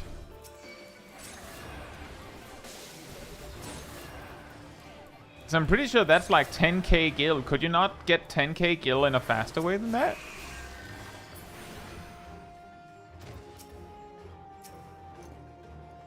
Just completing weeklings and get 100k gil total. That's true, but that's a lot of challenges. I think that 100k gil is only worth it if it's stuff you would do anyway.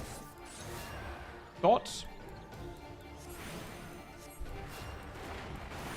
Thoughts, Lop?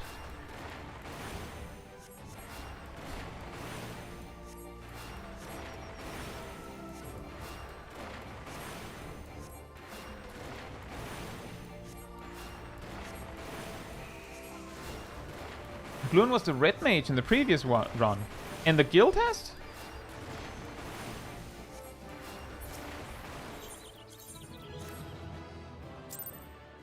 Nice.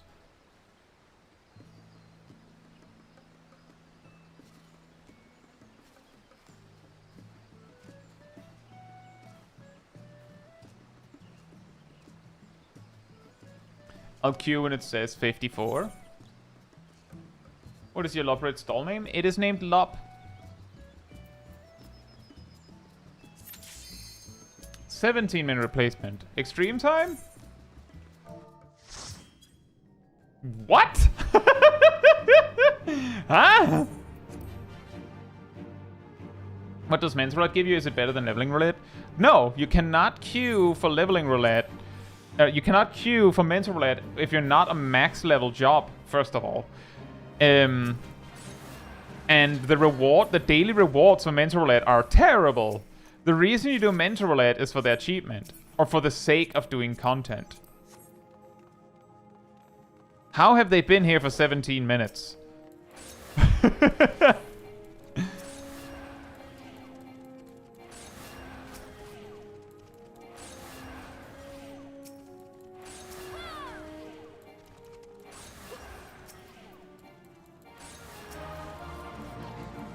I wonder if they waited for a healer for a really long time.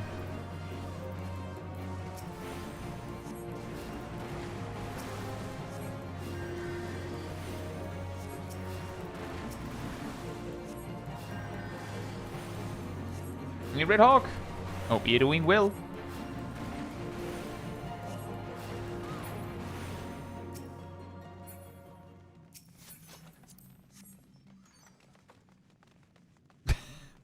It's really funny. I completely lost track of what I was talking about. Invented here says, have you farmed some of the yokai event stuff? I finished it last time it was here. I have all of it. I even did some of it on stream last time the event ran.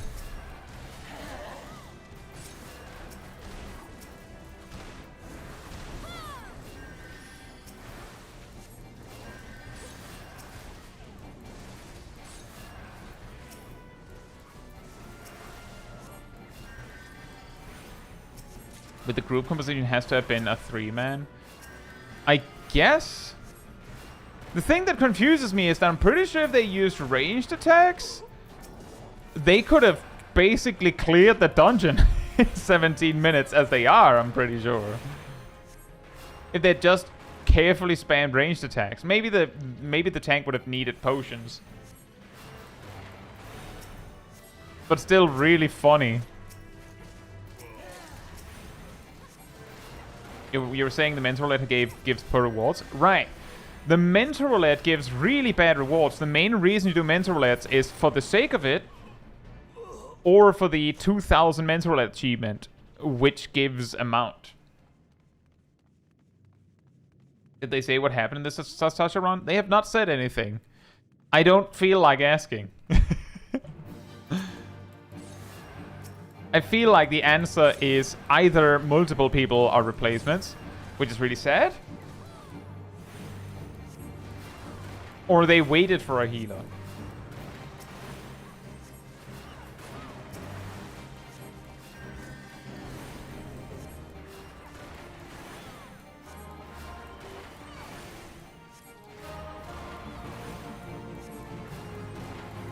They added a couple things that you can simply grab if you already have cleared the Yokai Watch event. As I understand.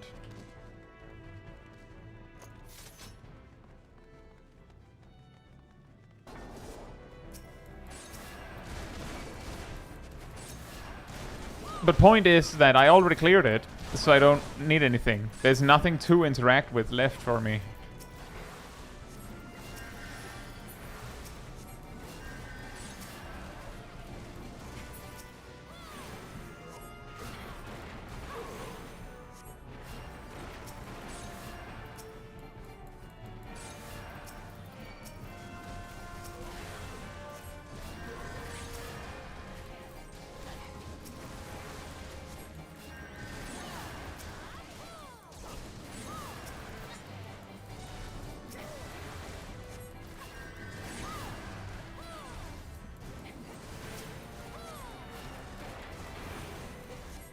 That is really weird, Tsukare. That I mean, it depends on how they go about it, but I will say that that can be a type of griefing, just so you know. That could be reportable if it was actually bothering you. Have you played Nier games? No. If you like Expedition 33, you might like it as well, but Nier games are not turn-based.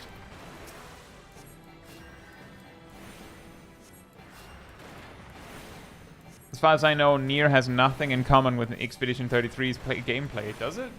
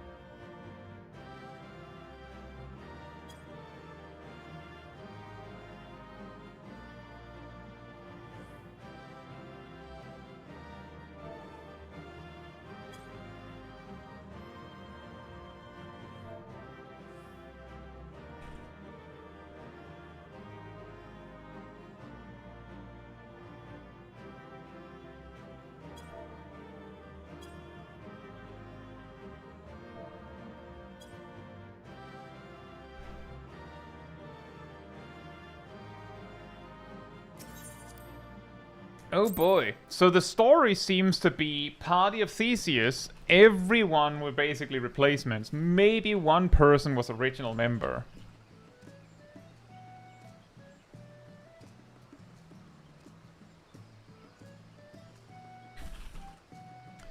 And the tank left when Shaydark there, the samurai, had joined.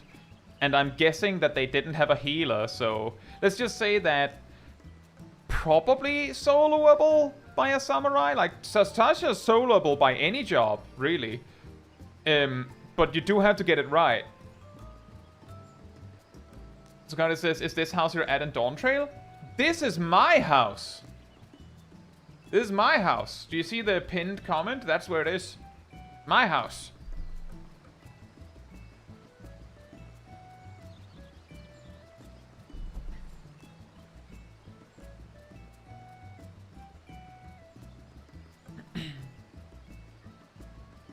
Well, the thing is, Pure, the reason why I never tried Nier is because I saw the gameplay and thought, I don't feel like it's super for me.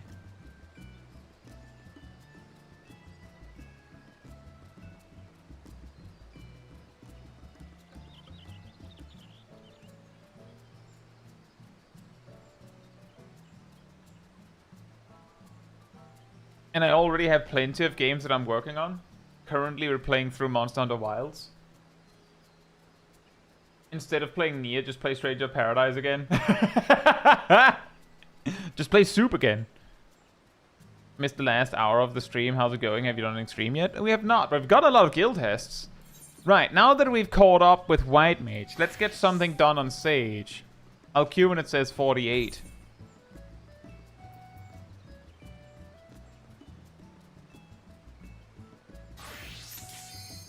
What? 30-minute replacement. Okay, here comes the extreme. No, what the heck is going on?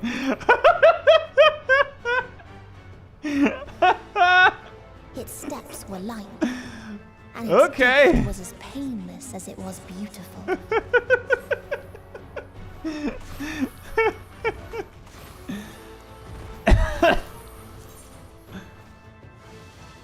That's really funny.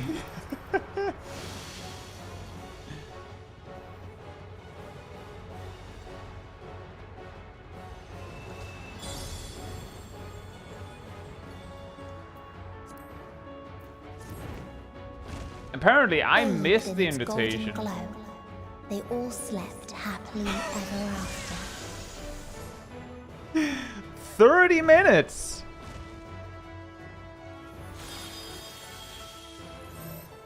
Well, the Reaper's dead. And... well, they had Doom already. No point.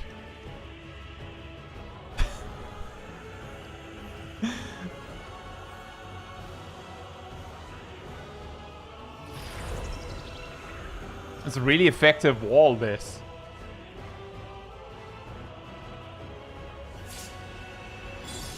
Noted, Pjob. Thank you very much for the recommendation. Well, if the warrior knows what they're doing, then this is a clear, and I'm just gonna stand here for the next, like, 10 minutes or so.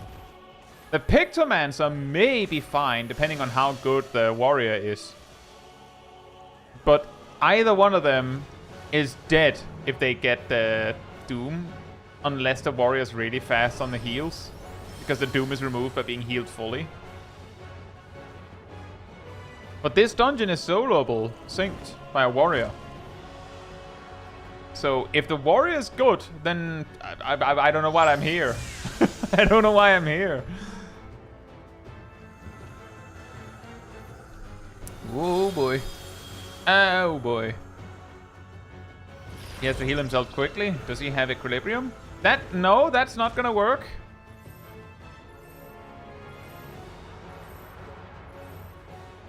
The Holmgang?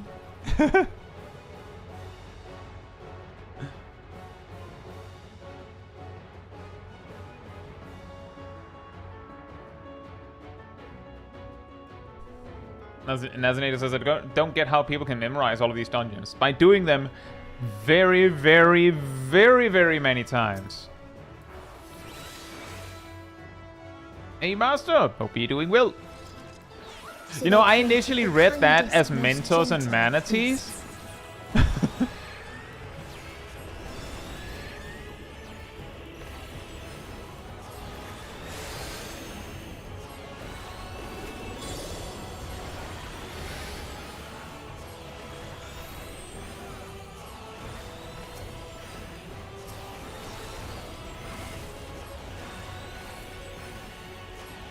A lot of the time, you also don't really have to memorize a specific dungeon. You just memorize, like, you just remember how to deal with specific situations when they happen.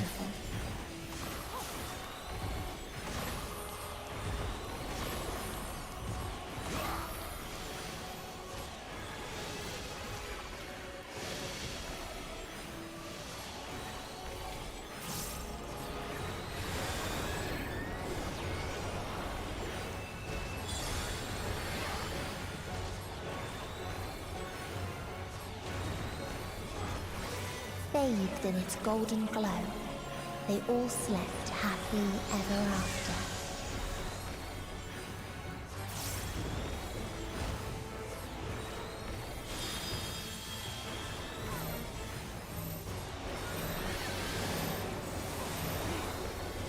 Don't need skill when you got lock hits on natural one. Oh. Haha! Oh.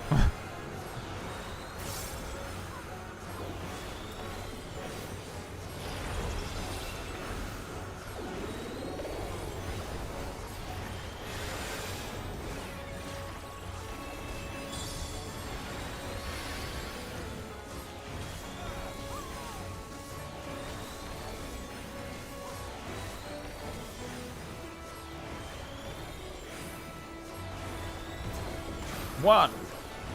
Ooh. 3. Ah, yes, that pattern. Sure, why not?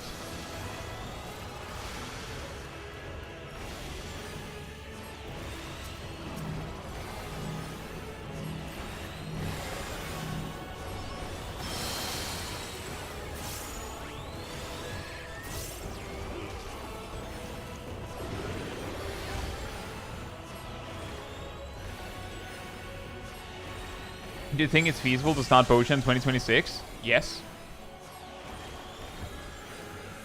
Less active, but still active.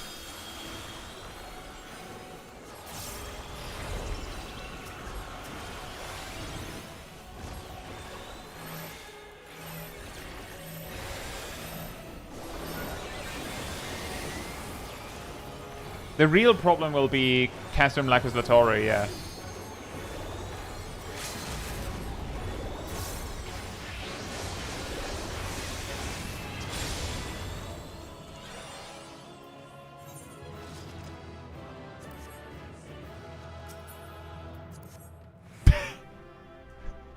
"37-minute dead ends." Again, I ask, what happened? I'm going to assume the healer left over something.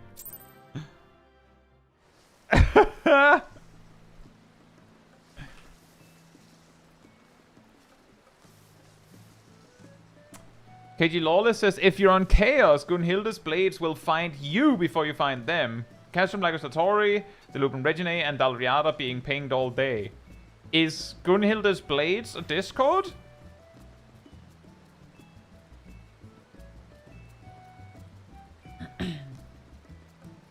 Yes. Well, there you go. If you're on EU, you could join Gunhilda's blades.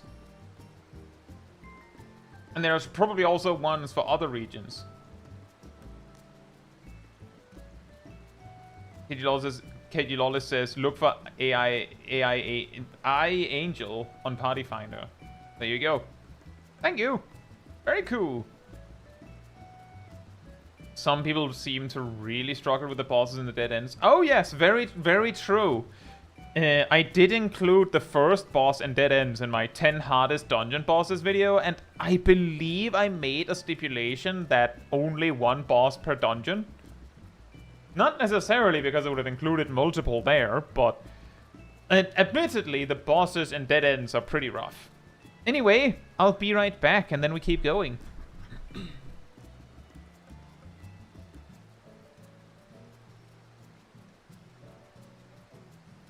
Time. Manatee restored.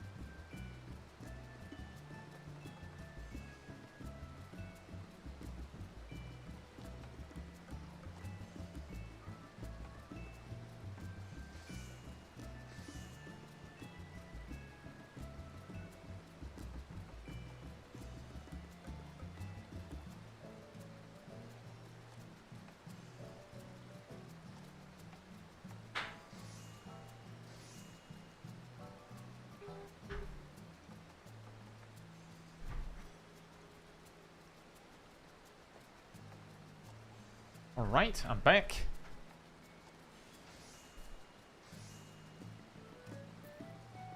Mm.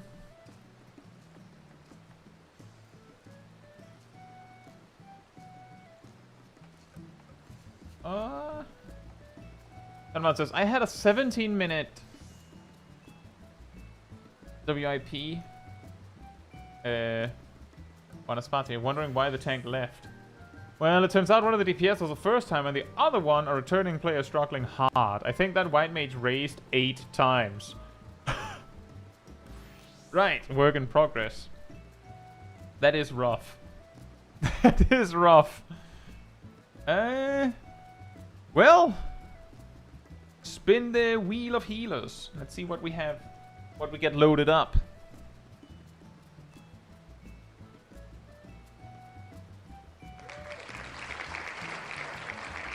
Based on what we're seeing, I feel like I should go healer again. It seems like there's a lot of duties just needing a little hand from a healer. What do you think? It's insane. What's happening?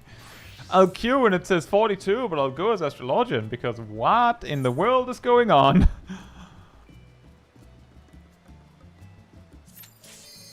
$11-minute replacement. Oh, wow, okay.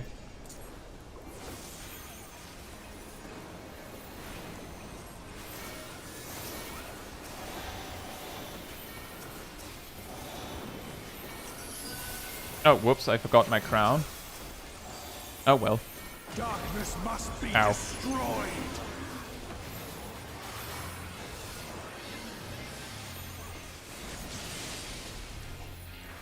Oh, boy.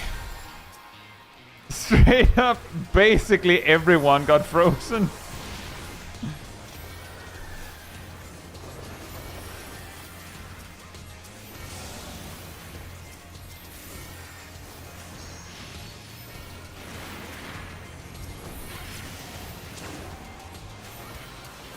Shaq landed in Castrum. Oh, man.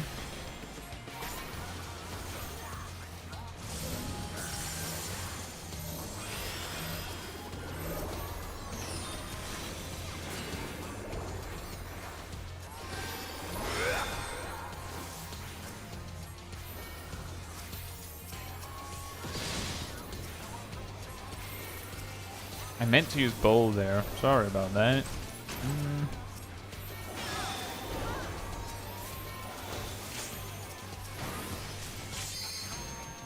And Ross got M8N. Oh boy. No surrender. I'm gonna stand here. I think, did the Black Mage get up and immediately attacked? Come on, man.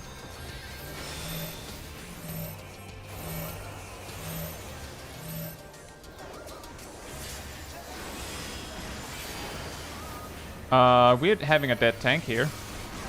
Dead tank moment.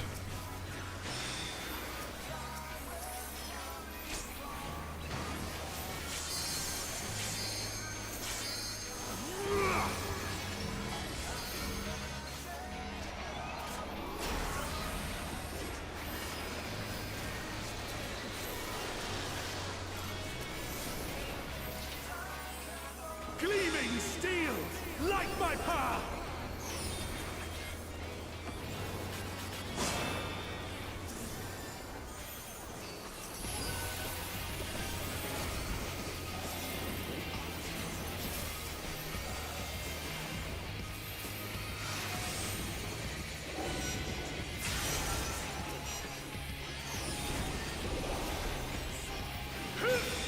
Whew. Hey Barracuda, hope you're doing well. Oh boy. Be gone, spawn of shadow. My co-healer's having a bad day. Hey Strath, hope you're doing well.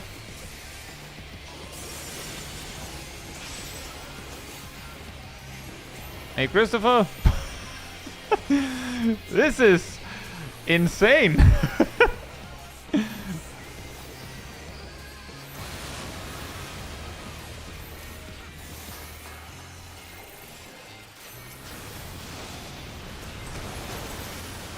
Darkness must be destroyed. That's a fire. My beauty. No, not yet.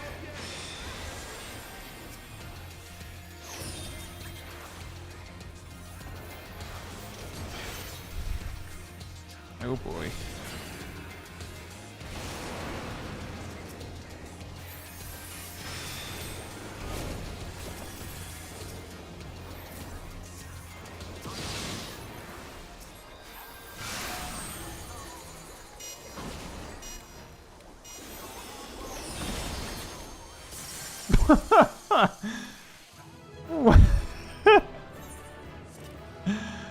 Oh man, we give that summon a little commendation. They help with racing.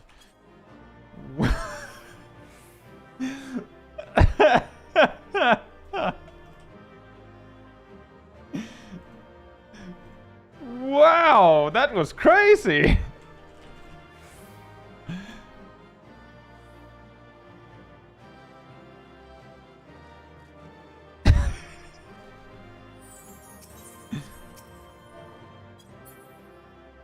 I wonder if the monk knew me.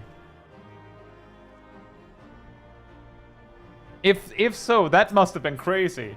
The absolute mayhem going on, and then suddenly I appear and things are okay.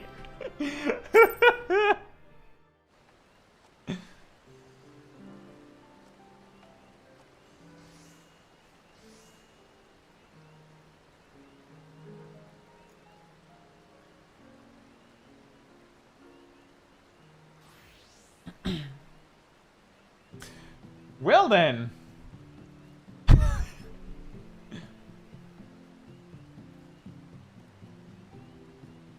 Let's see if we can catch some more insane duties. Naomi just got Ramu Extreme.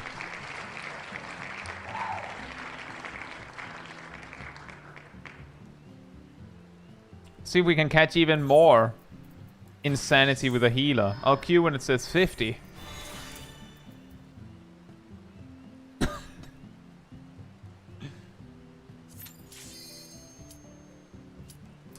Kai enters the duty. All Might music starts playing. I am here. Well, I think we ran out of crazy duties, but I guess we'll take those.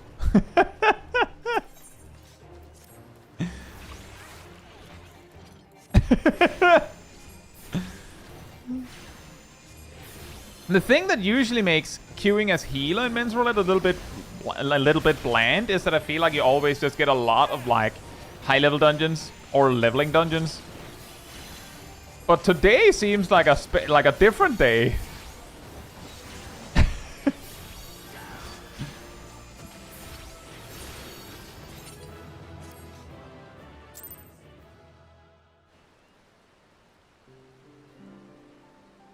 I'll queue when it says 12.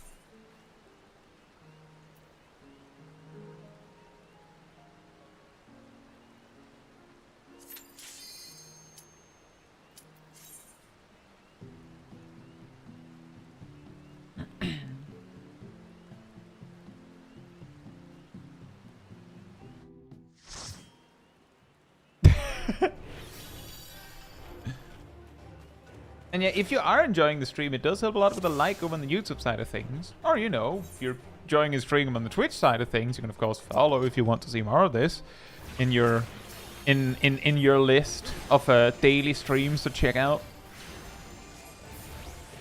And it does help with the algorithms and all that.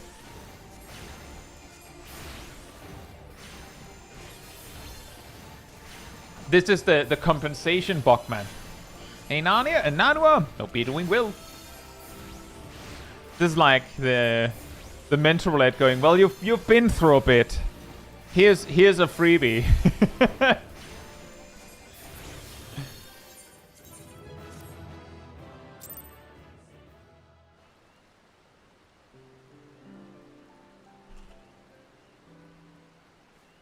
I'll queue when it says 40. So Karae says with YouTube, I always need to be reminded they should put the like somewhere you see it on mobile. That's understandable. I will say even with people where the like is right there on the screen, it's still easy to miss. That's why it's pretty normal to remind. I forget it too sometimes.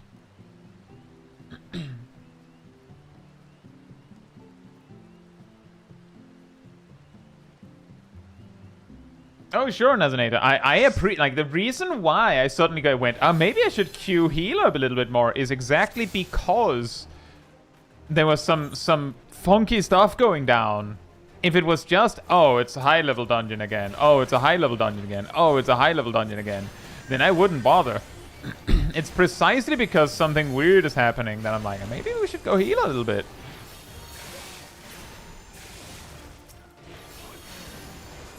Like, these duties we just got.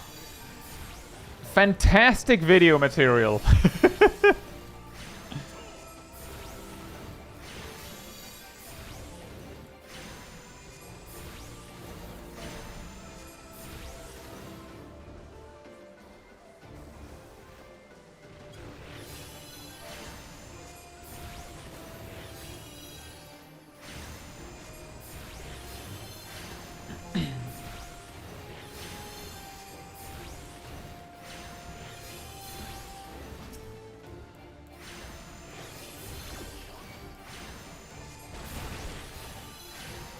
A for a value effort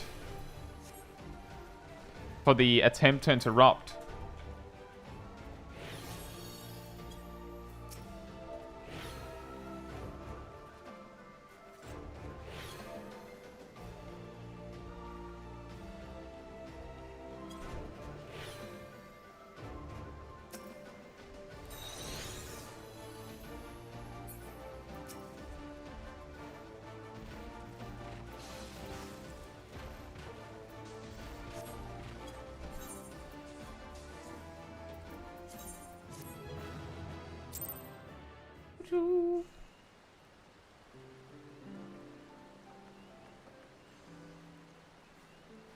I'll queue when it says 31.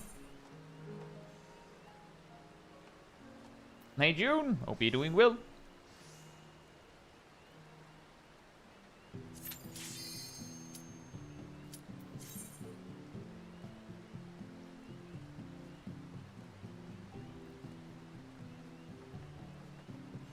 I got your Ganglu on. Fantastic. Kent is unfortunately begging for likes, etc. has been very proven to work. The funniest thing is that I myself thought that it made no sense to mention. Then, years ago at this point, when I was making like a premiere for my videos when I put them out, I had this moment where like there was a bunch of people watching the premiere, and we're talking like 2 seconds after at the end of the video, it was like, if you would like to support the channel more directly, you can like the video, blah, blah, blah, blah. Like 2 seconds after you can like the video happened in the premiere, like 8 likes, like that. I was like, okay, I guess it works then. I guess people do need the reminder. So that is the reason why I was just like, I guess people do, like, either forget or go, oh yeah, I guess I could. And I do the same. So like I don't hold it against anyone if they're like reminding people about it, because it is something that is very easy to just not think about. And it does help a lot more than we might expect.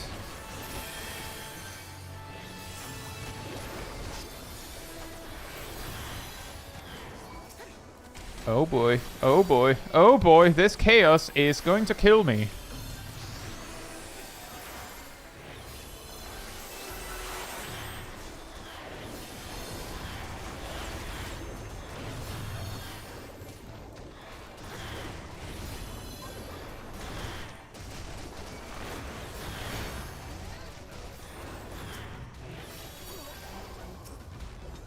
Hey Mizu, hope you're doing well.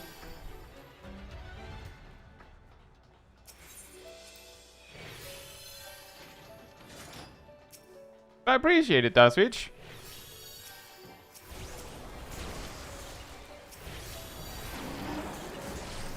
It's the wall! Azanator says, what was the rescue for? You need the turtle to step into the green mist. And the tank wasn't moving, so I moved them where they need to be for them. And also that moved them faster than they could have moved themselves at that point.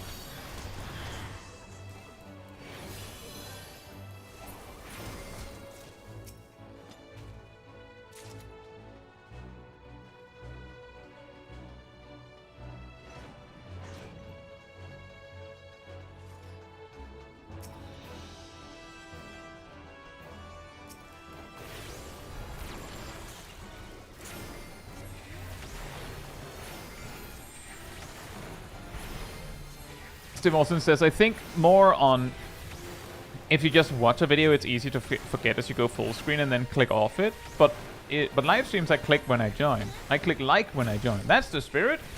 And there's also another thing to it. Is that if you're just watching videos,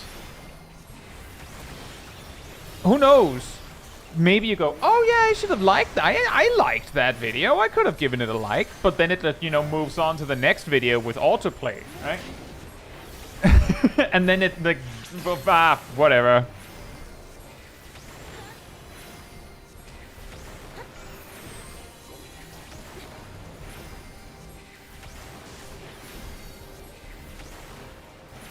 Congratulations, Tsukade.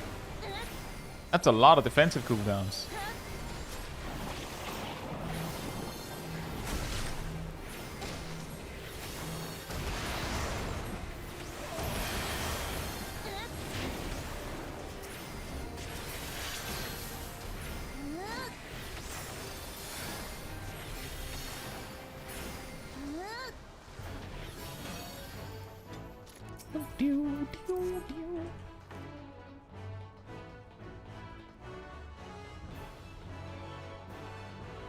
EVV, hope you're doing well.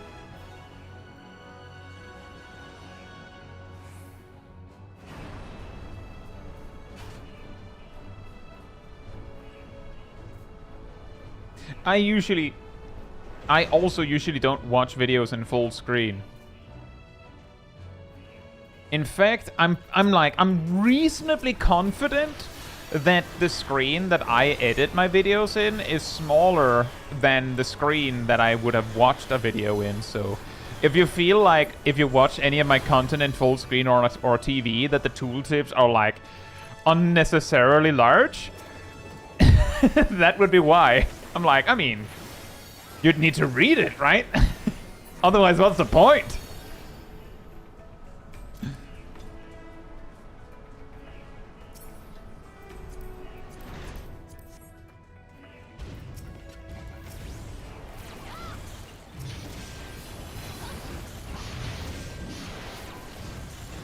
Thank you for the anonymous gifted sub. Thank you so much. Gero says, genuine question, what about when progging is hard for your team right now? I mean, right now we're progging Idyllic Dream. Described as one of, if not the most complicated set of mechanics in the game. As is. And hey, is that Phoenix blind? Hope you're doing well. Thank you so much for the gifted sub.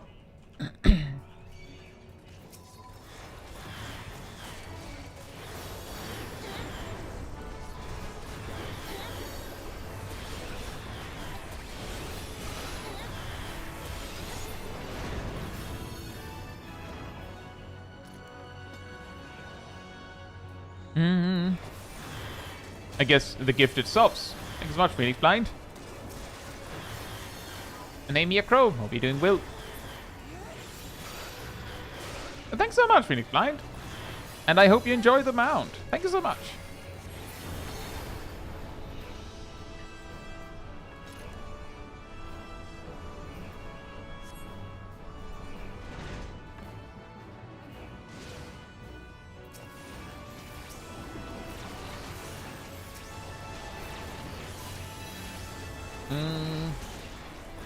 Gero, it's straight up just, it's it's complicated mechanics, and it's also, to be fair, the mechanics prior to Idyllic Dream are also just really hard. So sometimes you don't get a lot of practice on a mechanic in a duty because you wipe to the previous mechanic because it's not that easy. Or maybe like let me put it like this, that the Replication 2, which is the mechanic, like the difficult mechanic prior, and there's also the mutated cells, or mutating cells. Both of those are like, each individual has like 4 to 8 different configurations that they need to learn one by one. And if you get one you haven't gotten before, you might get it wrong because you haven't gotten it before. So that like there's just a lot of things for each individual to learn, and our raid team sometimes takes a little bit longer to learn the mechanics. But once we've gotten them, it usually goes a lot better. Oh, I know, Rovgero. I didn't think you were. I was just trying to explain it in detail, because it can be difficult to understand if you haven't been Savage raiding. Also, hey, Sultanis. Hope you're doing well. Thank you so much for the sub. The triple sub.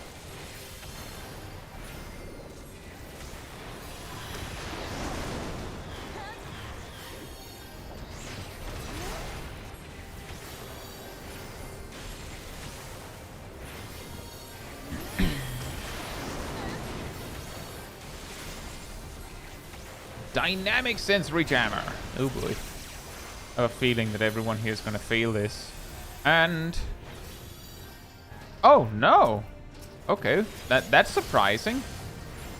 Usually, this is the kind of mechanic where people don't get it on the second go either.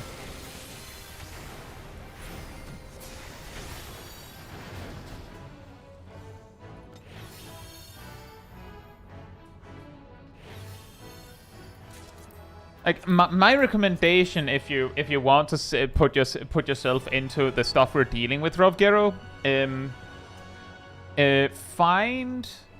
you can choose which one you want to watch. That's the first instance of an acceleration bomb, right? It's something like that. Check. I think it's the first one that you'll meet in the main quest.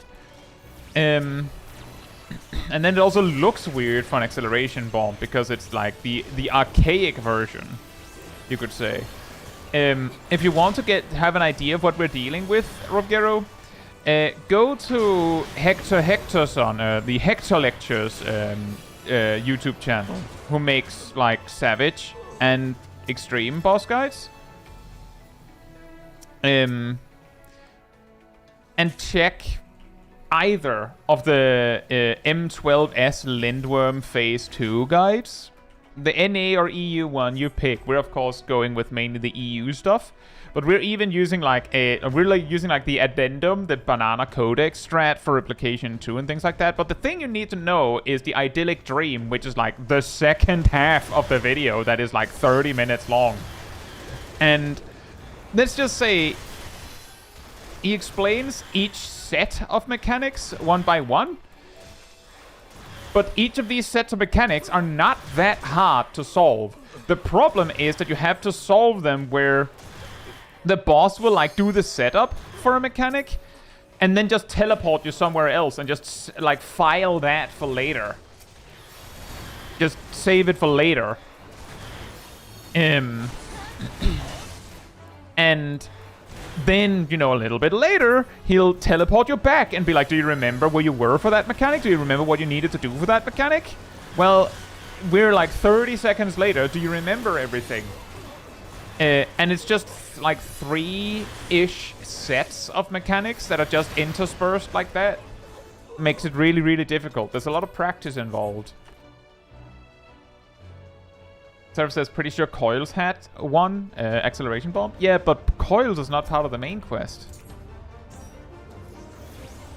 Technically, I believe, based on where this dungeon is in the MSQ, I'm pretty sure all 3 Heavensward Alliance raids predates this one. And Osma has acceleration bomb.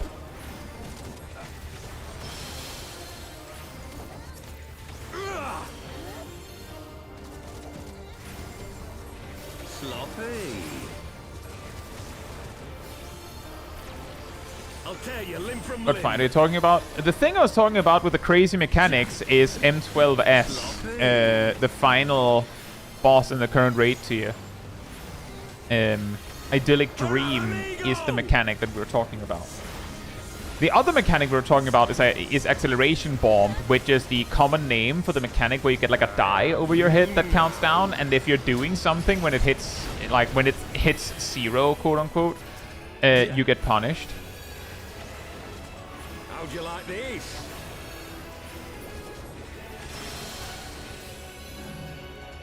Oh boy. Yeah!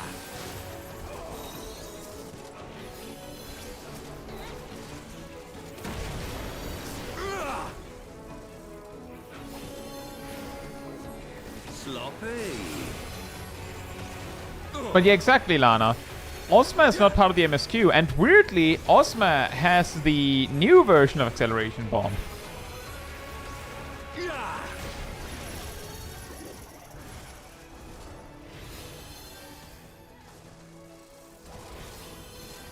Yeah! Thanks.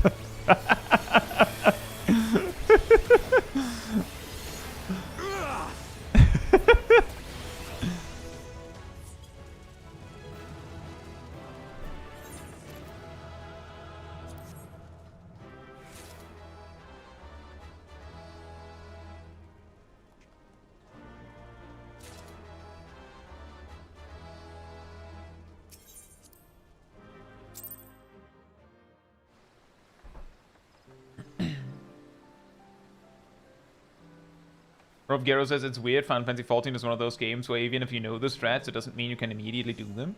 I mean, the complexity of the mechanics means exactly that. This would apply, but like, even in something like, I don't know, a Souls-like game or Dark Souls straight up, you could watch a guide video explaining exactly how to defeat a boss and still get it wrong like a dozen times because you need to get the timing right and things like that. So knowing the strategy is often not enough if the punishment is really tight. The reason why just looking up a guide is easy mode, you get it first try.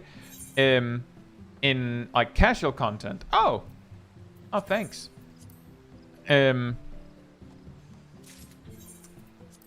Is because the setup is really slow, so you have plenty of time to react and get into position. And if you get it wrong, you don't die most of the time, or you don't wipe. Hey, Red Panda! Hope you're doing well.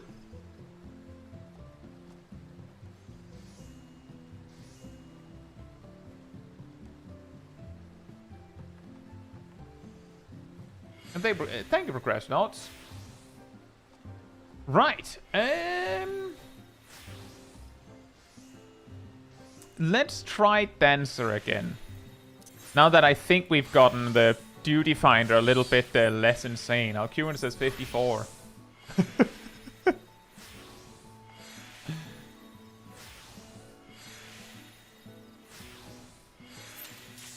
Oh. Maybe the reason why the duties weren't popping as DPS is because we needed to unclog it with some healing.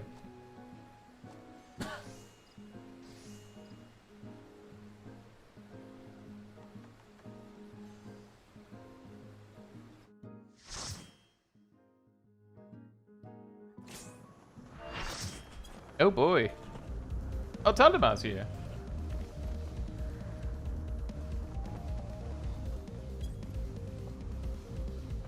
June says, how rude is it to leave a party finder group because someone important doesn't seem to be paying attention to instructions? Wasting an hour on Garuda Extreme because I didn't want to seem rude.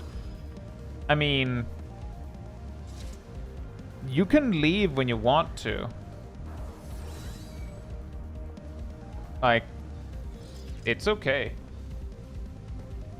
Hey, Hakumillo, hope you're doing well. And thank you so much. I'm glad to hear that.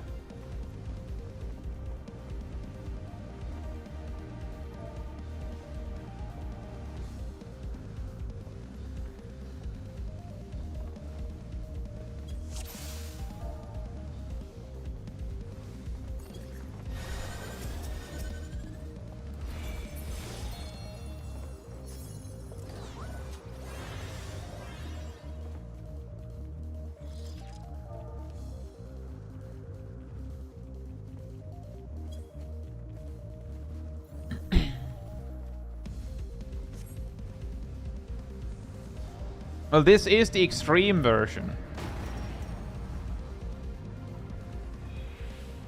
I'm glad to hear that, Nanua.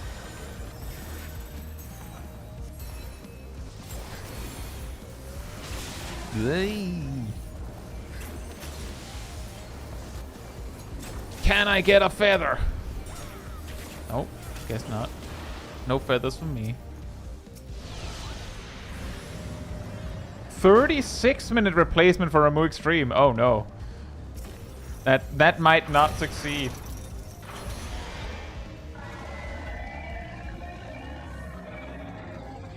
I mean, June, if you feel like the duty is not gonna work, the best you can do is either suggest what needs to happen for it to work.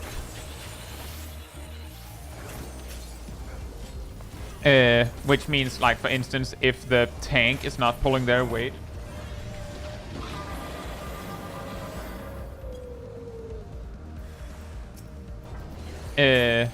Or leave.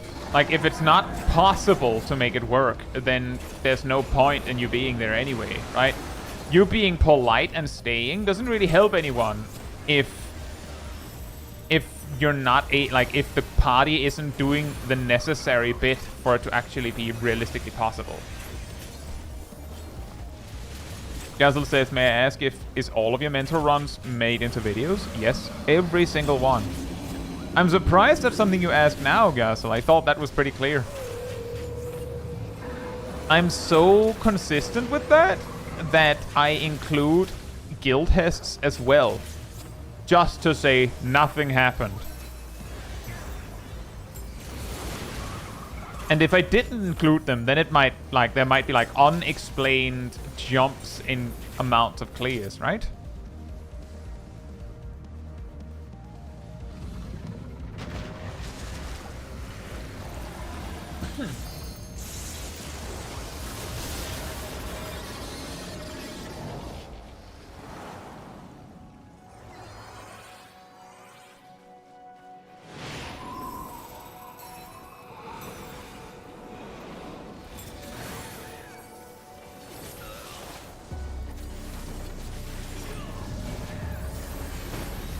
Oof. Glad to hear that, Pair Squared.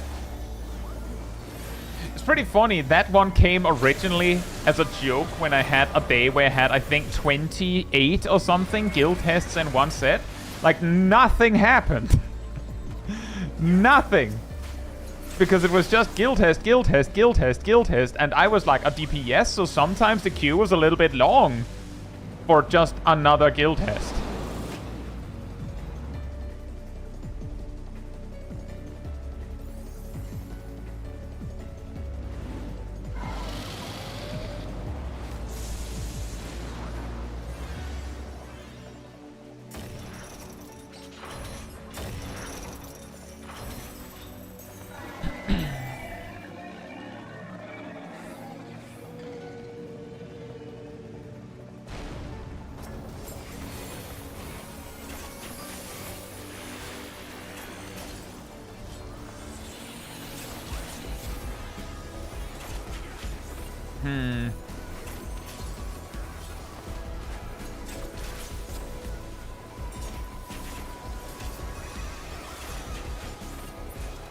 Oh, we did it!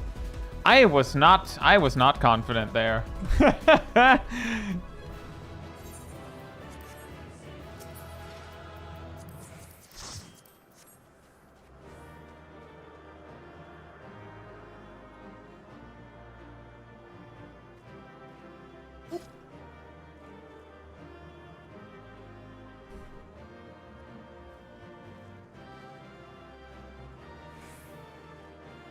Very nice.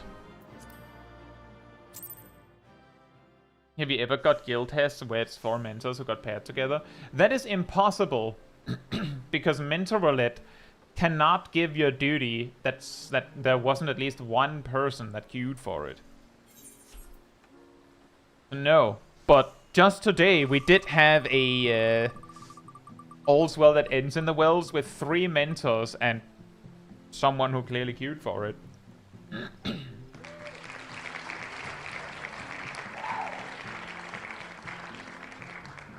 Red Mage. I'll queue when it says 16.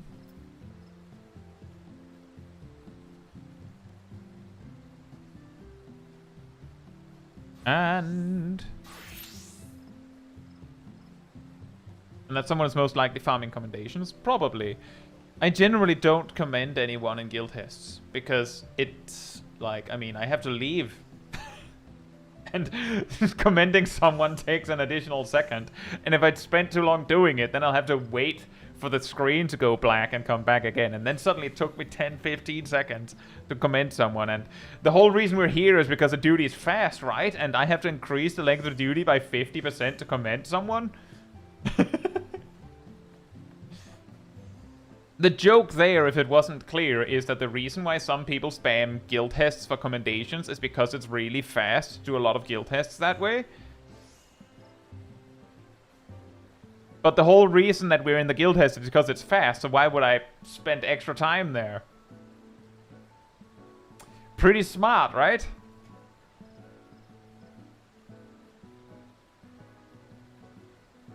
And also, if I want to be extra sinister about it, technically, if I do commend you, you will be closer to having access to Mentor Roulette, and which might be what you're trying to unlock. In which case, you will stop posting up in guild test. So if I was going there, like if I wanted the commendation, or if I wanted the clear, then I would be incentivized to not commend you, and if I don't want to be there, I am incentivized to leave faster. So either way, the shortest path to what I want is to not do anything and just leave.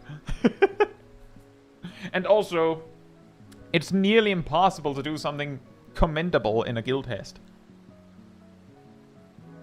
Volta says, this room is not going to clear. The healers are arguing and calling each other names, and the tanks are pretty clueless.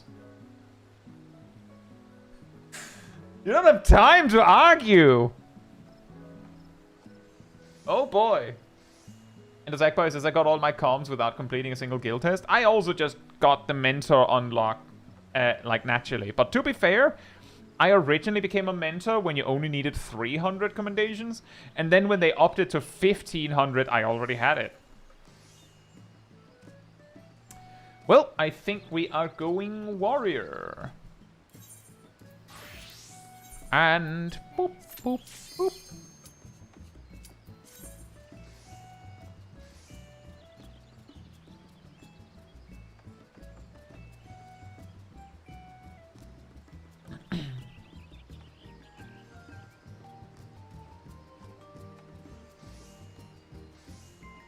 Islam says, I believe the icon when you put in the duty from Mentor Roulette will force itself to be PvE mentor. That is correct.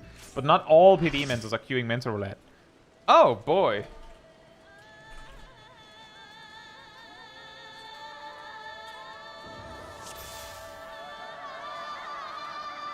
And Shag is here again.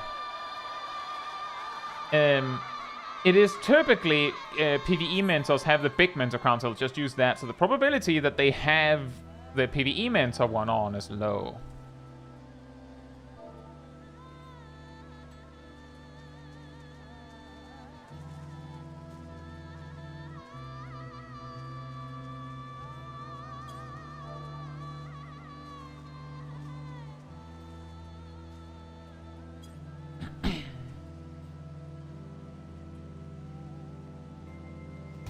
And here I thought from Mentor you need to finish every dungeon once. That's from Mentor Roulette. To become a mentor is a little bit different.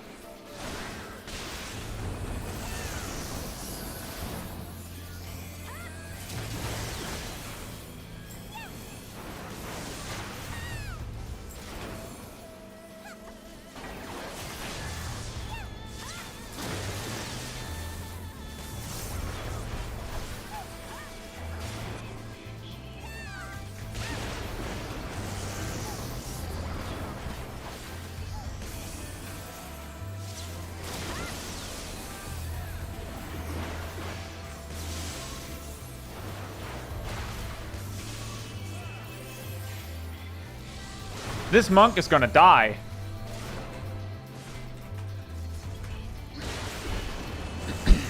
Oh boy, that's not good.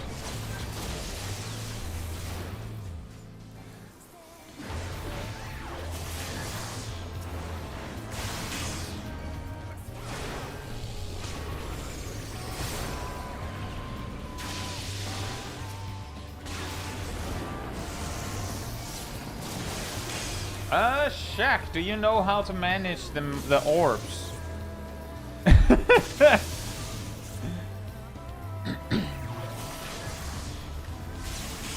Because it does look like no one else does.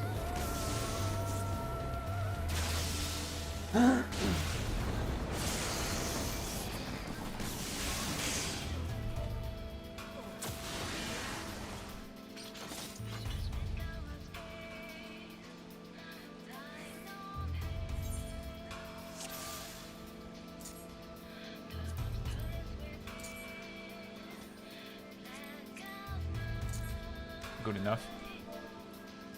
Shaq, I'm talking about the orbs. What killed everybody is we had like 7 orbs. And I can't manage them because I'm tanking.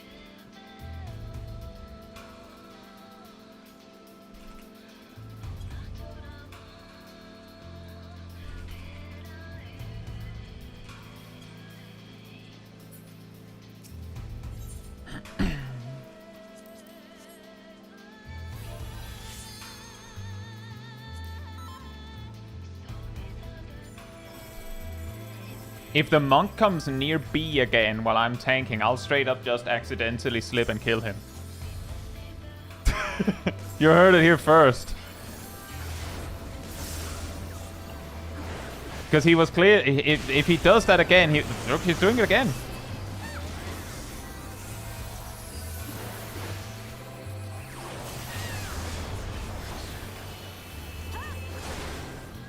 Uh-oh.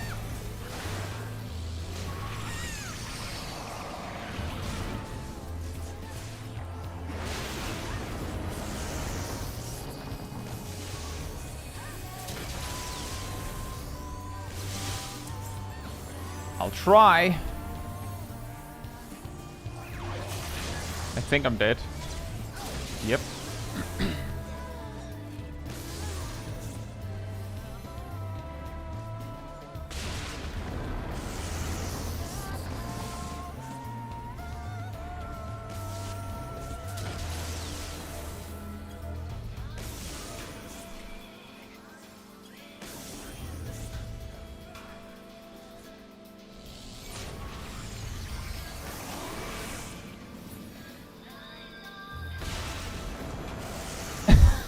This is not gonna work.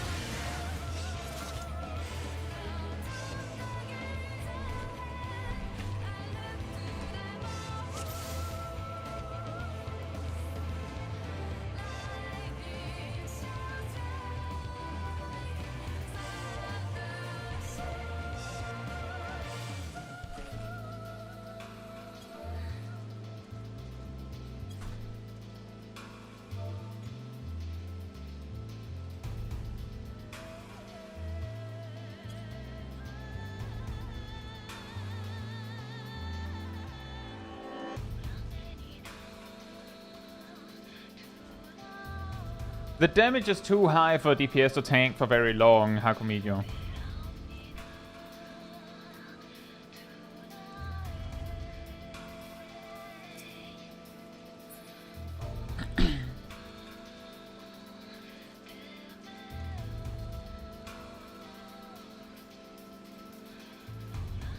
If the monk hangs out near the tanks again, if we wipe, I will vote kick him.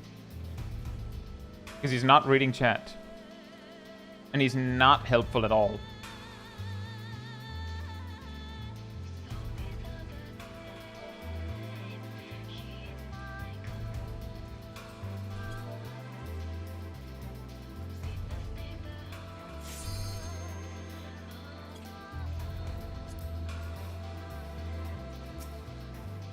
Amen. Hope you're doing well.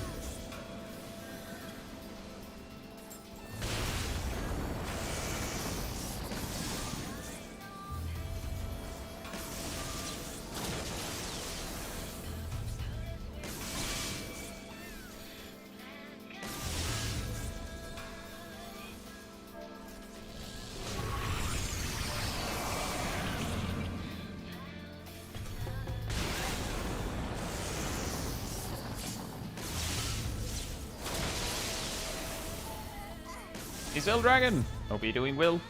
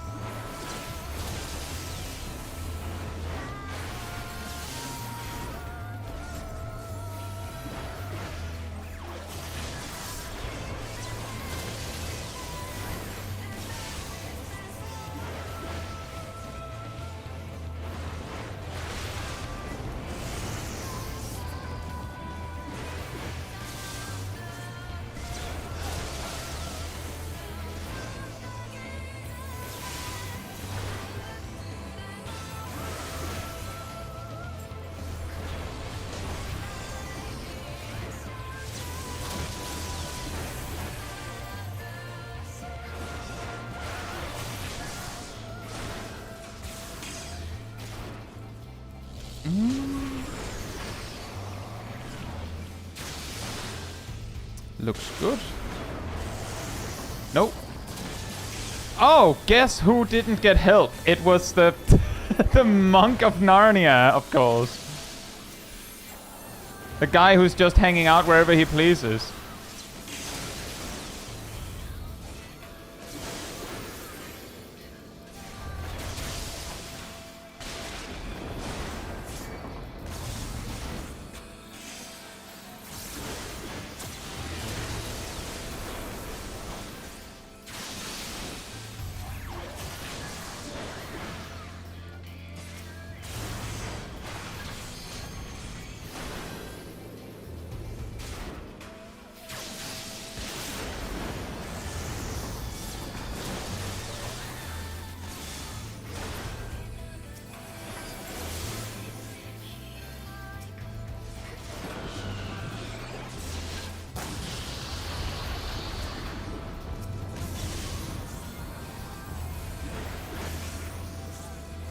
And Kotank is taking the buff a little early, so he doesn't get to tank for very long. But maybe he'll learn it as time passes. Oh, this is actually really bad. I mean, our black mage decided the death sentence there. I'm very sorry, Shaq.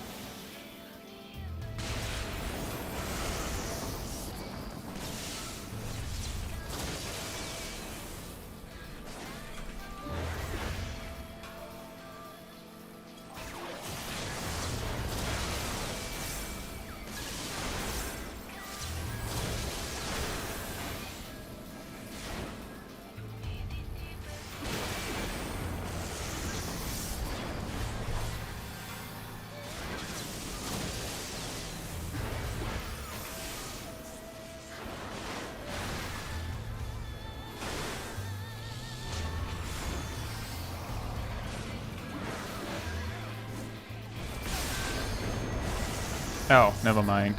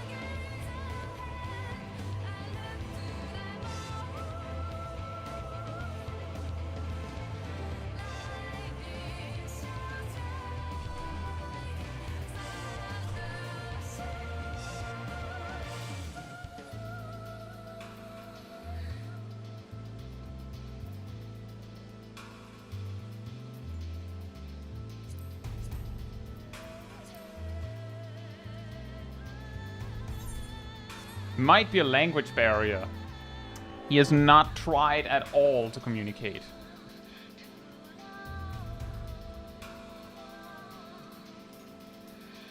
And I had name-dropped him multiple times. So I feel like I've tried everything. If it doesn't go through, fine. But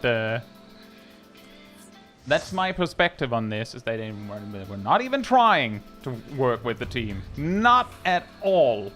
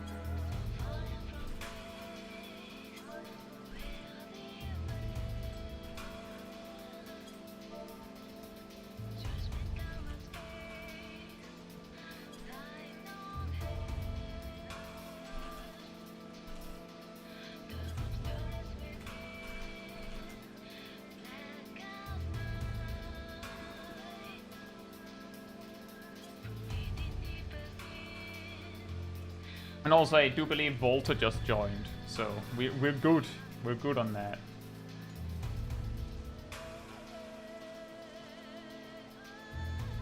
Like, a lot of people have their gauges near the center of the screen, because that's important information they need to see, and their eyes are usually here.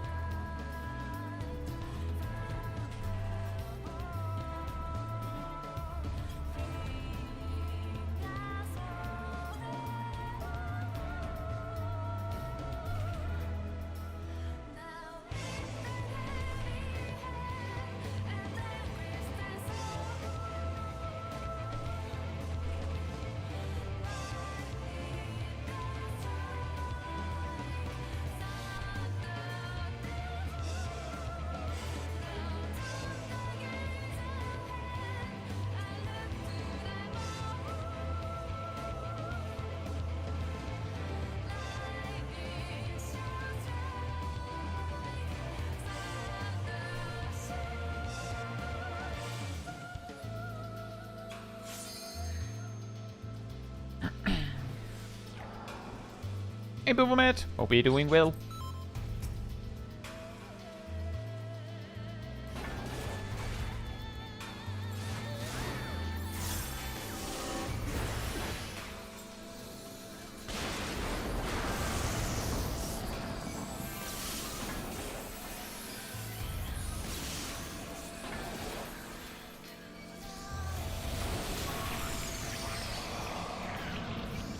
Oh, that is very well spotted by AG.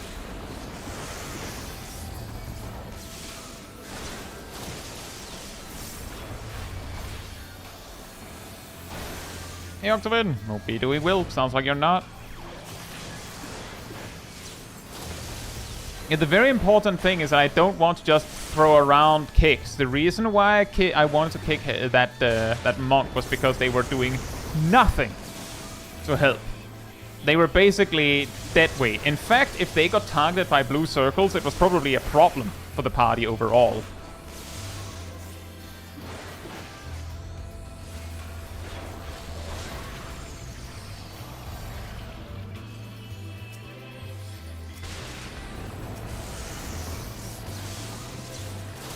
Ah.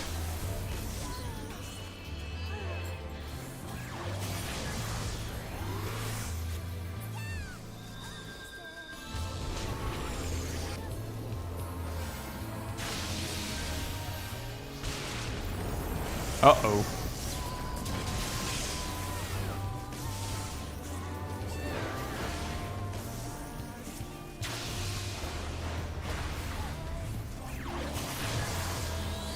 Why do we have so many orbs?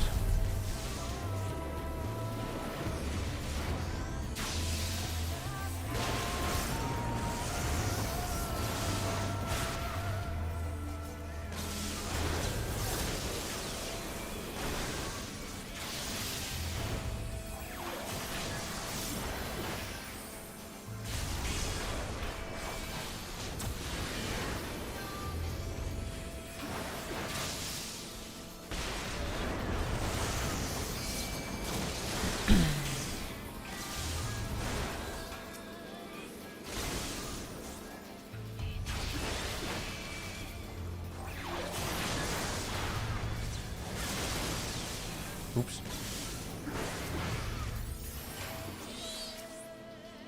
That's my problem. I think.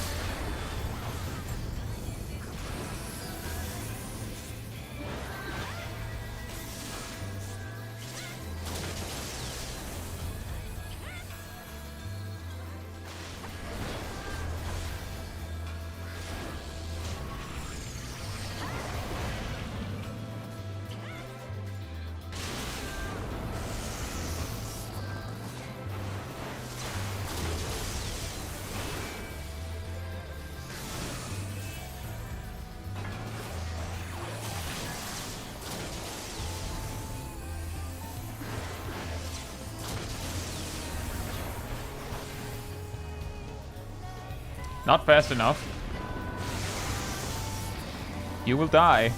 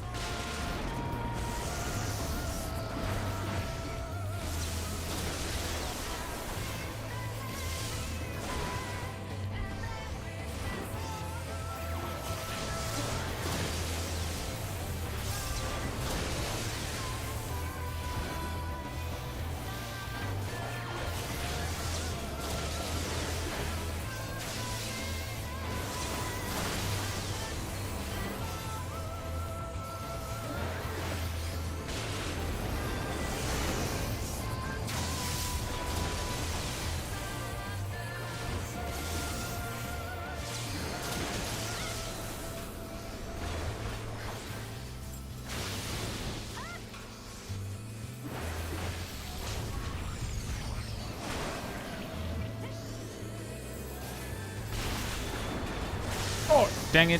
Hopefully we have enough. We do.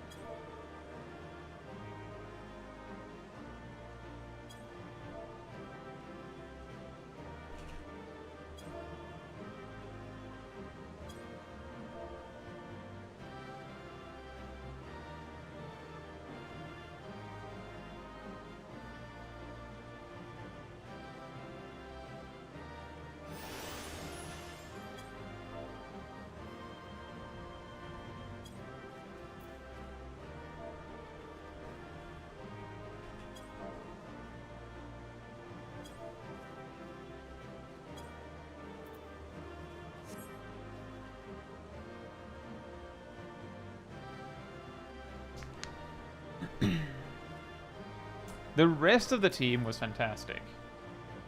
You know, as fantastic as they can be. They tried really hard.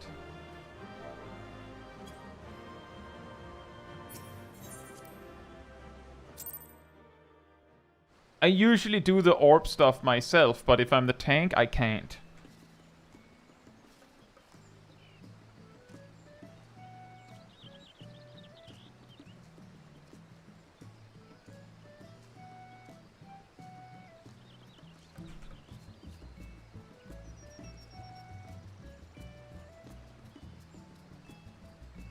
Although it seems that when everyone tries, it is possible, right?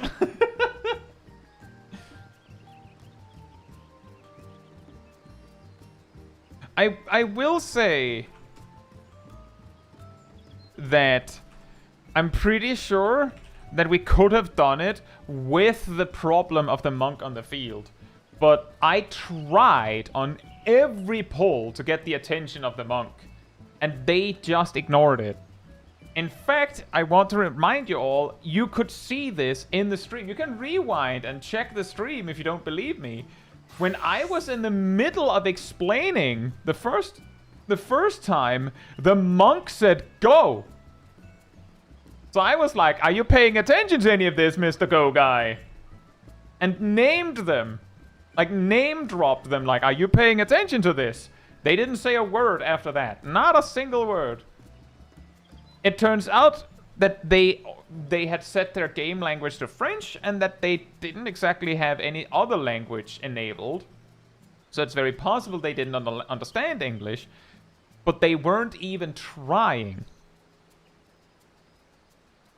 They weren't even trying. Like, I'm just saying, if I was in a difficult duty like this and I saw the party speak a language I didn't understand and then I saw my name repeatedly, I would at least say something like, "I don't understand," or grab the text on screen and try and put it into Google Translate or something and be like, "Oh, they're saying this language," and then, like, you know, try and look up, how do you say "I don't understand" in their language. Like, I would try some things to communicate, but this person didn't say anything. Philippe says, "Wait, how did they queue into an English party?" Two options. Option one is, I believe that there were people in the party that may have had French enabled. I wasn't paying attention to that. I only saw out of the corner of my eye that actually it did say French enabled only. When I saw people say F in the chat and things like that. Another option is, let's just say, if you were queuing for something for a really long time, it's common knowledge that if you just do this, then you have shorter queues. But then you will land in party with people you can't understand. And if you're doing content where that doesn't matter, then no one's hurt, right? If the monk knew what to do and just did it, then we would have been fine. But they were doing, like, common noob mistakes of being a melee DPS and hanging out near the tank for no reason. And they were not doing any of the mechanics. And they were not working with the team at all.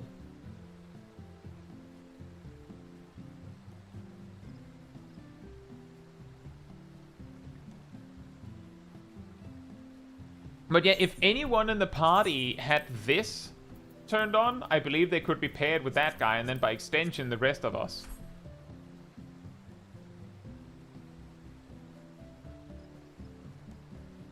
Mia says, "Oh, they could have just responded in French, maybe? Someone else speaks it."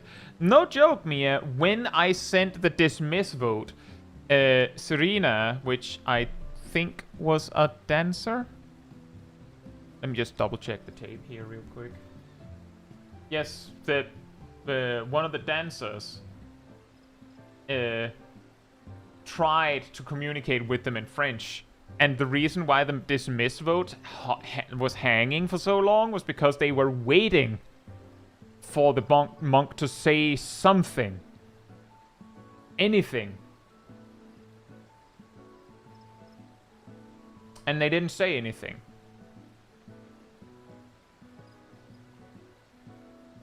And exactly, Mistel, there's only so many times you can physically see yourself die from being in proximity to the tank before it is trolling to continue to stay there. I agree. Also, it's an okay.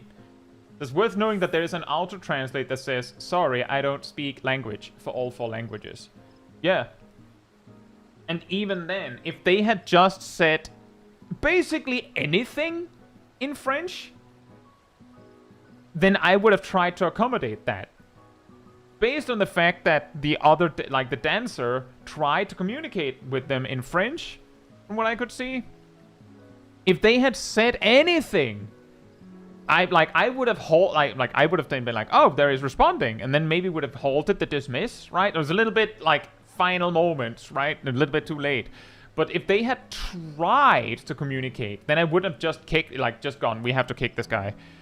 Which you can also see because in previous sets where I've had a person like this, as long as they're responding, I try to make it work. But if they're not saying anything and they're not trying to work with the party, then there's nothing I can do. It's actually impressive how close the monk was to the tanks without dying at the start of the fight each time. It's just the moment mechanics started happening, people move. There's a reason why you're told to stay away. Nixila says, which duty was it? Ramu Extreme.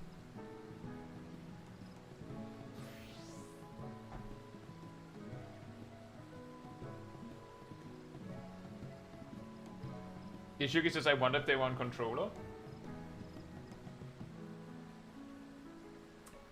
Maybe. But surely this isn't the first time they've had this problem.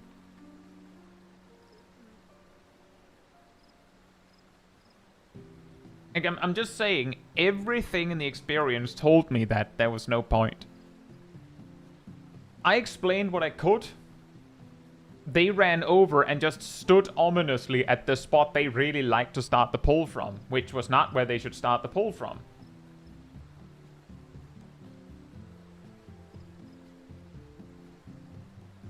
And also that, Mistel, we waited so long for the monk to say something that they had plenty of time to say literally anything. Like, they could at least say a few words, but they didn't say anything. The only thing they said in the whole duty was go.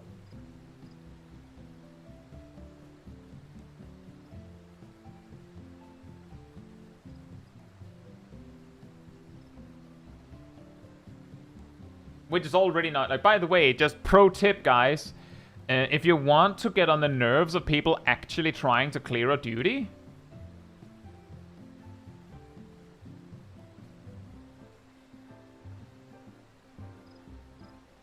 don't say go when they're explaining.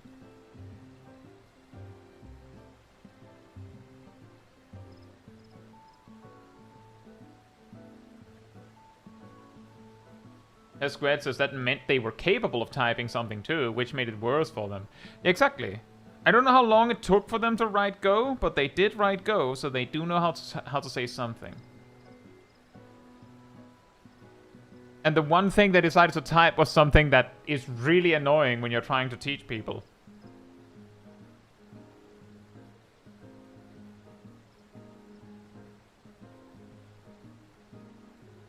Like, I would say... in the, like, to the level of annoyance that is, if they had never said a word, I might have gone a few more pulls before I had started making it a problem.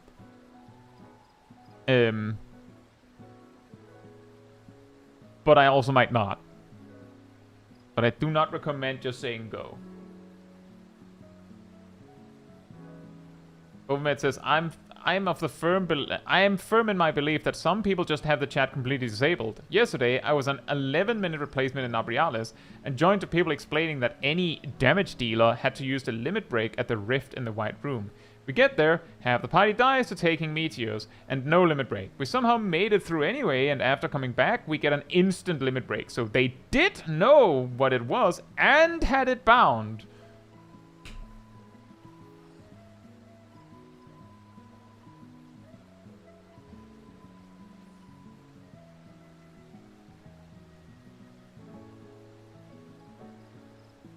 Bruh.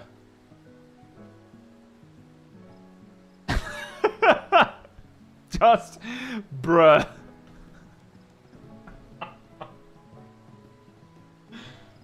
Philippe says that was like Chaos Agent Part 2. Yeah, and the key point is that with the Chaos Agent, if I recall correctly, they responded to German for like the first 20 minutes of the duty. And then at some point, they just stopped responding. And then started getting worse with every poll.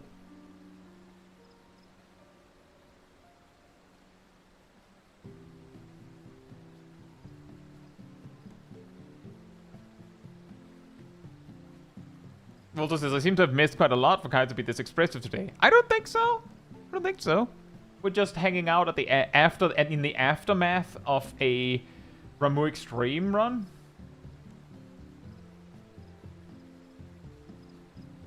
Dragon says, also, some people definitely think, oh, it's on a Realm Reborn Extreme. How dangerous could it be? Yeah, exactly. But I would also say, everyone has to have their first Extreme. Like, if that monk, if that was their first Extreme, which is very likely, they might not know what they signed up for. What I don't understand is how quickly we wiped each time, and they just thought, it's probably normal.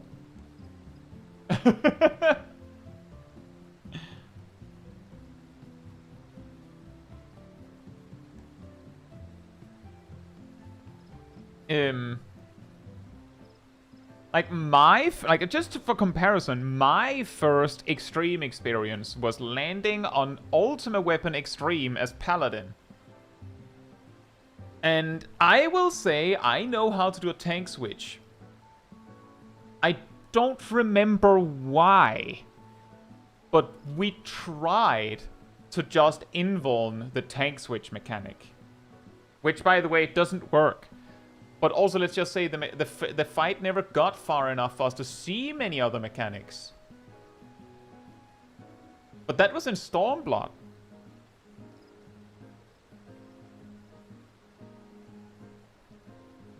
And I was trying to solve it by using invuln, right?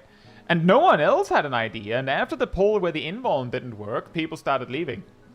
And I then determined, maybe these extreme duties are not something you queue for. That was also a really long queue. I'll get back to this later. Whatever. So I had my first extreme. That was Ultimate Weapon Extreme. And I learned from that really quickly. Hey, Lotus.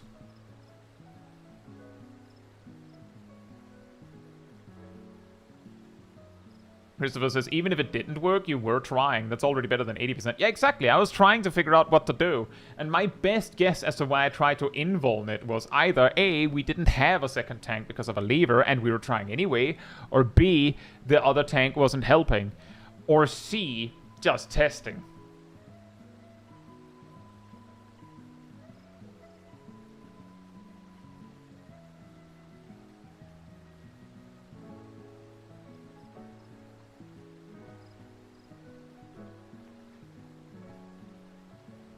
And the Sackboy says, I don't understand people that queue with languages they don't know and then cause problems. Just gonna say, just putting the gavel down real quick, saying I'll try and make this the last thing, because otherwise I'll end up talking for like an extra hour.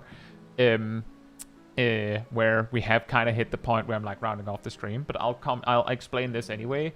There are like 2 reasons why people will like queue for stuff in languages that they don't understand.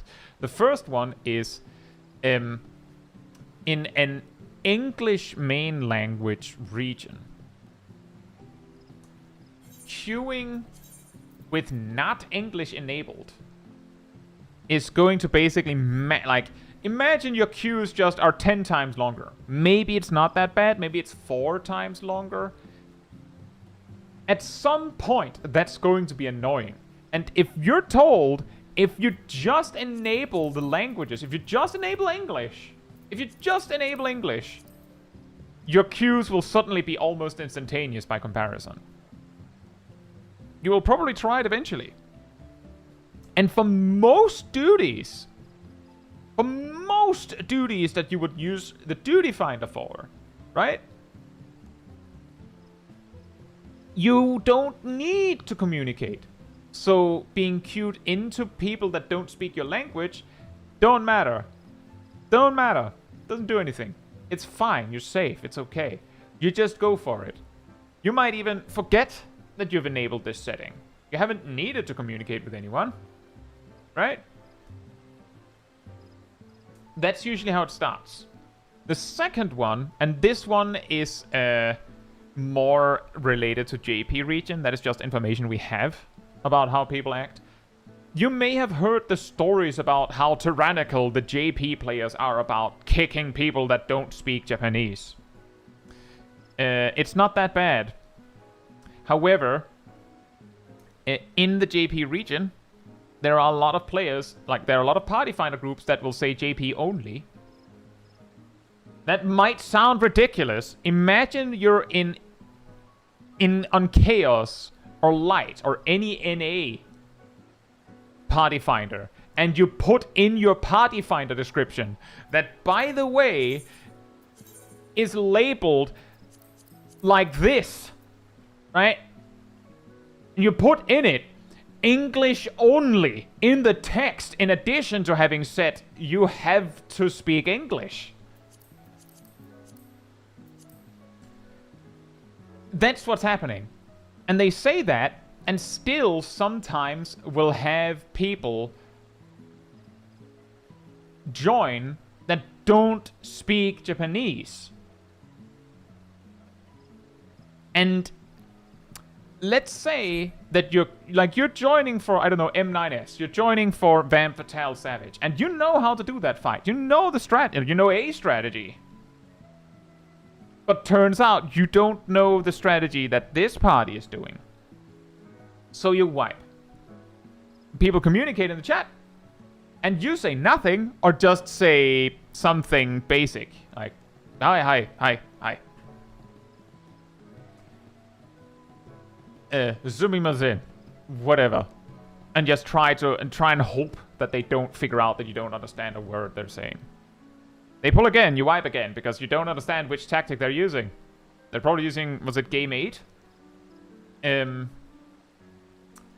they waste time doing multiple pulls with you who will never understand. And who will never align with them on the tactics, because you can't speak their language, and you're not trying. Eventually, they catch on to the fact that, oh, you don't understand. They kick you. But you're all 30 minutes down the drain. Maybe you got some prog that you needed, but they just wasted 30 minutes.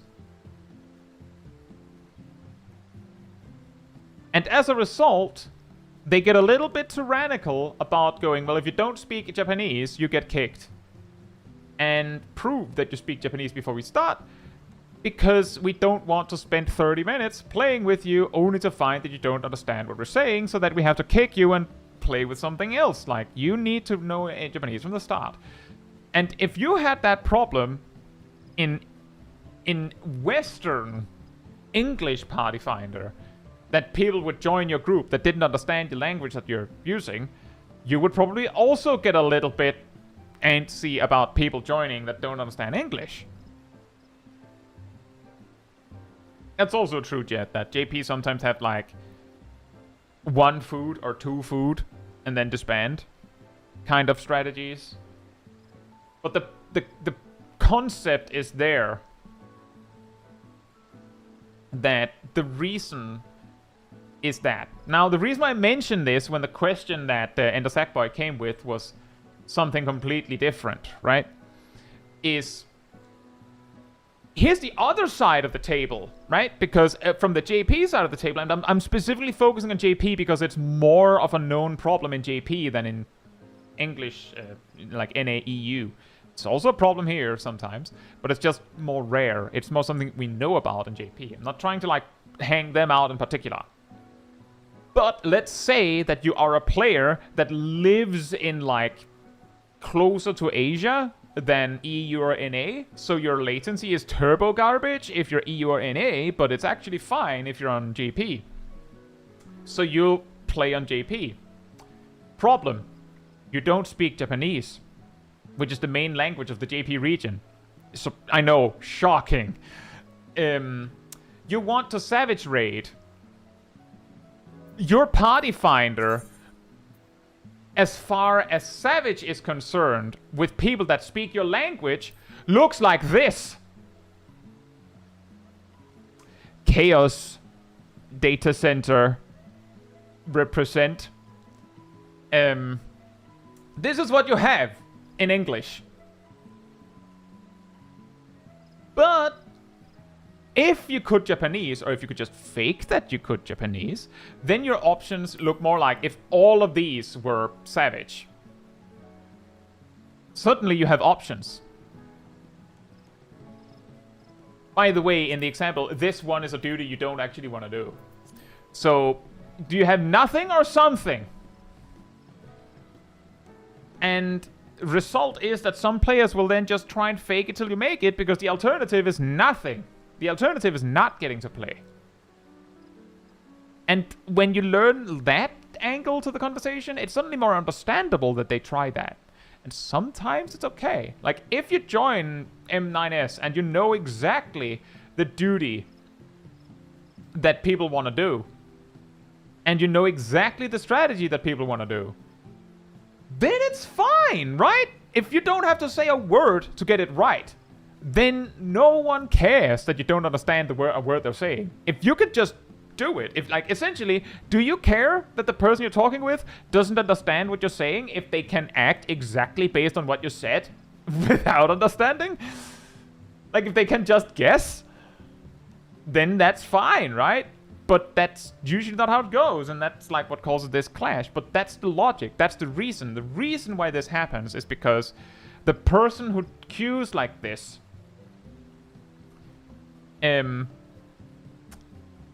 is at the end of the rope, right? Are you on Dynamist, Tsukade?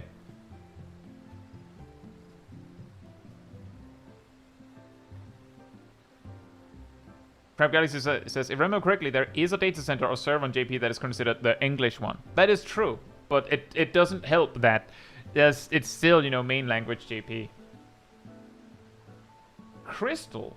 That is surprising that there's so little, but I guess a lot of people just jump to Ether, right? The reason why we see this on Chaos is because the gold standard is just moved to light when you're doing Savage. But soon region-wide party finder, right, everybody?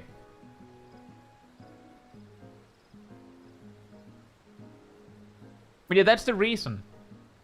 And again, that's why I'm like, I'm not mad that I landed, like, I don't have a problem with queuing into something and then landing in a group with someone that doesn't speak my language. I don't have a problem with that. I have a problem with someone who's not paying attention and is not even trying to communicate. I'm ready to try. I'm ready to try. But when you're not trying, then why should I?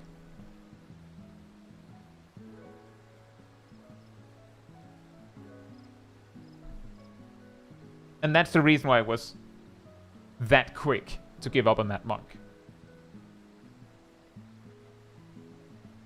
Anyway, crazy turnout, guys. 20 duties in 3 hours. Just about. 20. And we had, let's see, 1,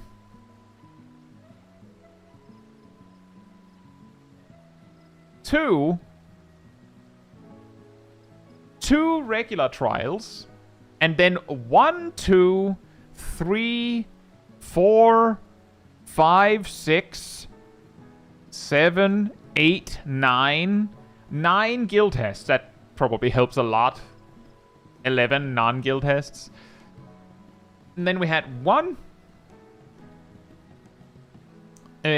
max level dungeon in Underkeep. We had 1, 2, 3 high level dungeons, and 1 normal raid,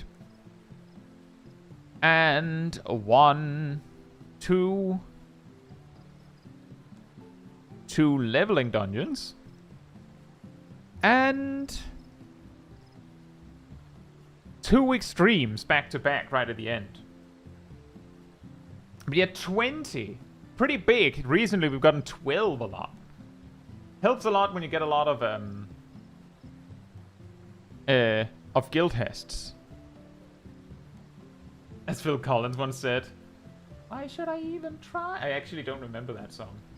I was thinking more like Set It Off. So baby, why do I? Anyway, that's probably it from me tonight. I think that was a pretty good turnout. And even with that unfortunate circumstance in Rumble Extreme, we still cleared for everyone that needed it. And I did see the healer, one of the healers, at least, and more people I believe, just really wanted to clear. So I even told them, look, if we don't beat this in time, I'll just unsync it for you real quick so you can get the clear.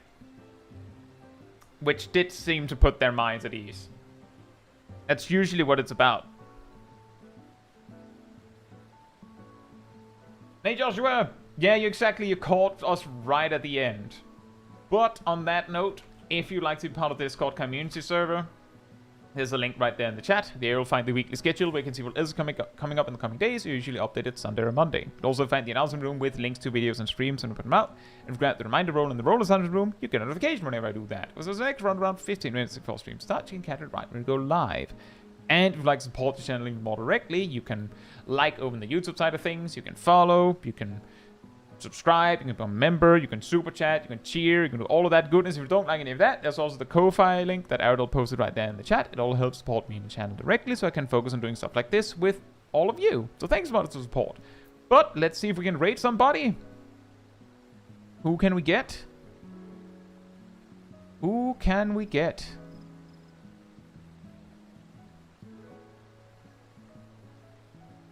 Who can we grab? And raid? A grab and raid, if you will.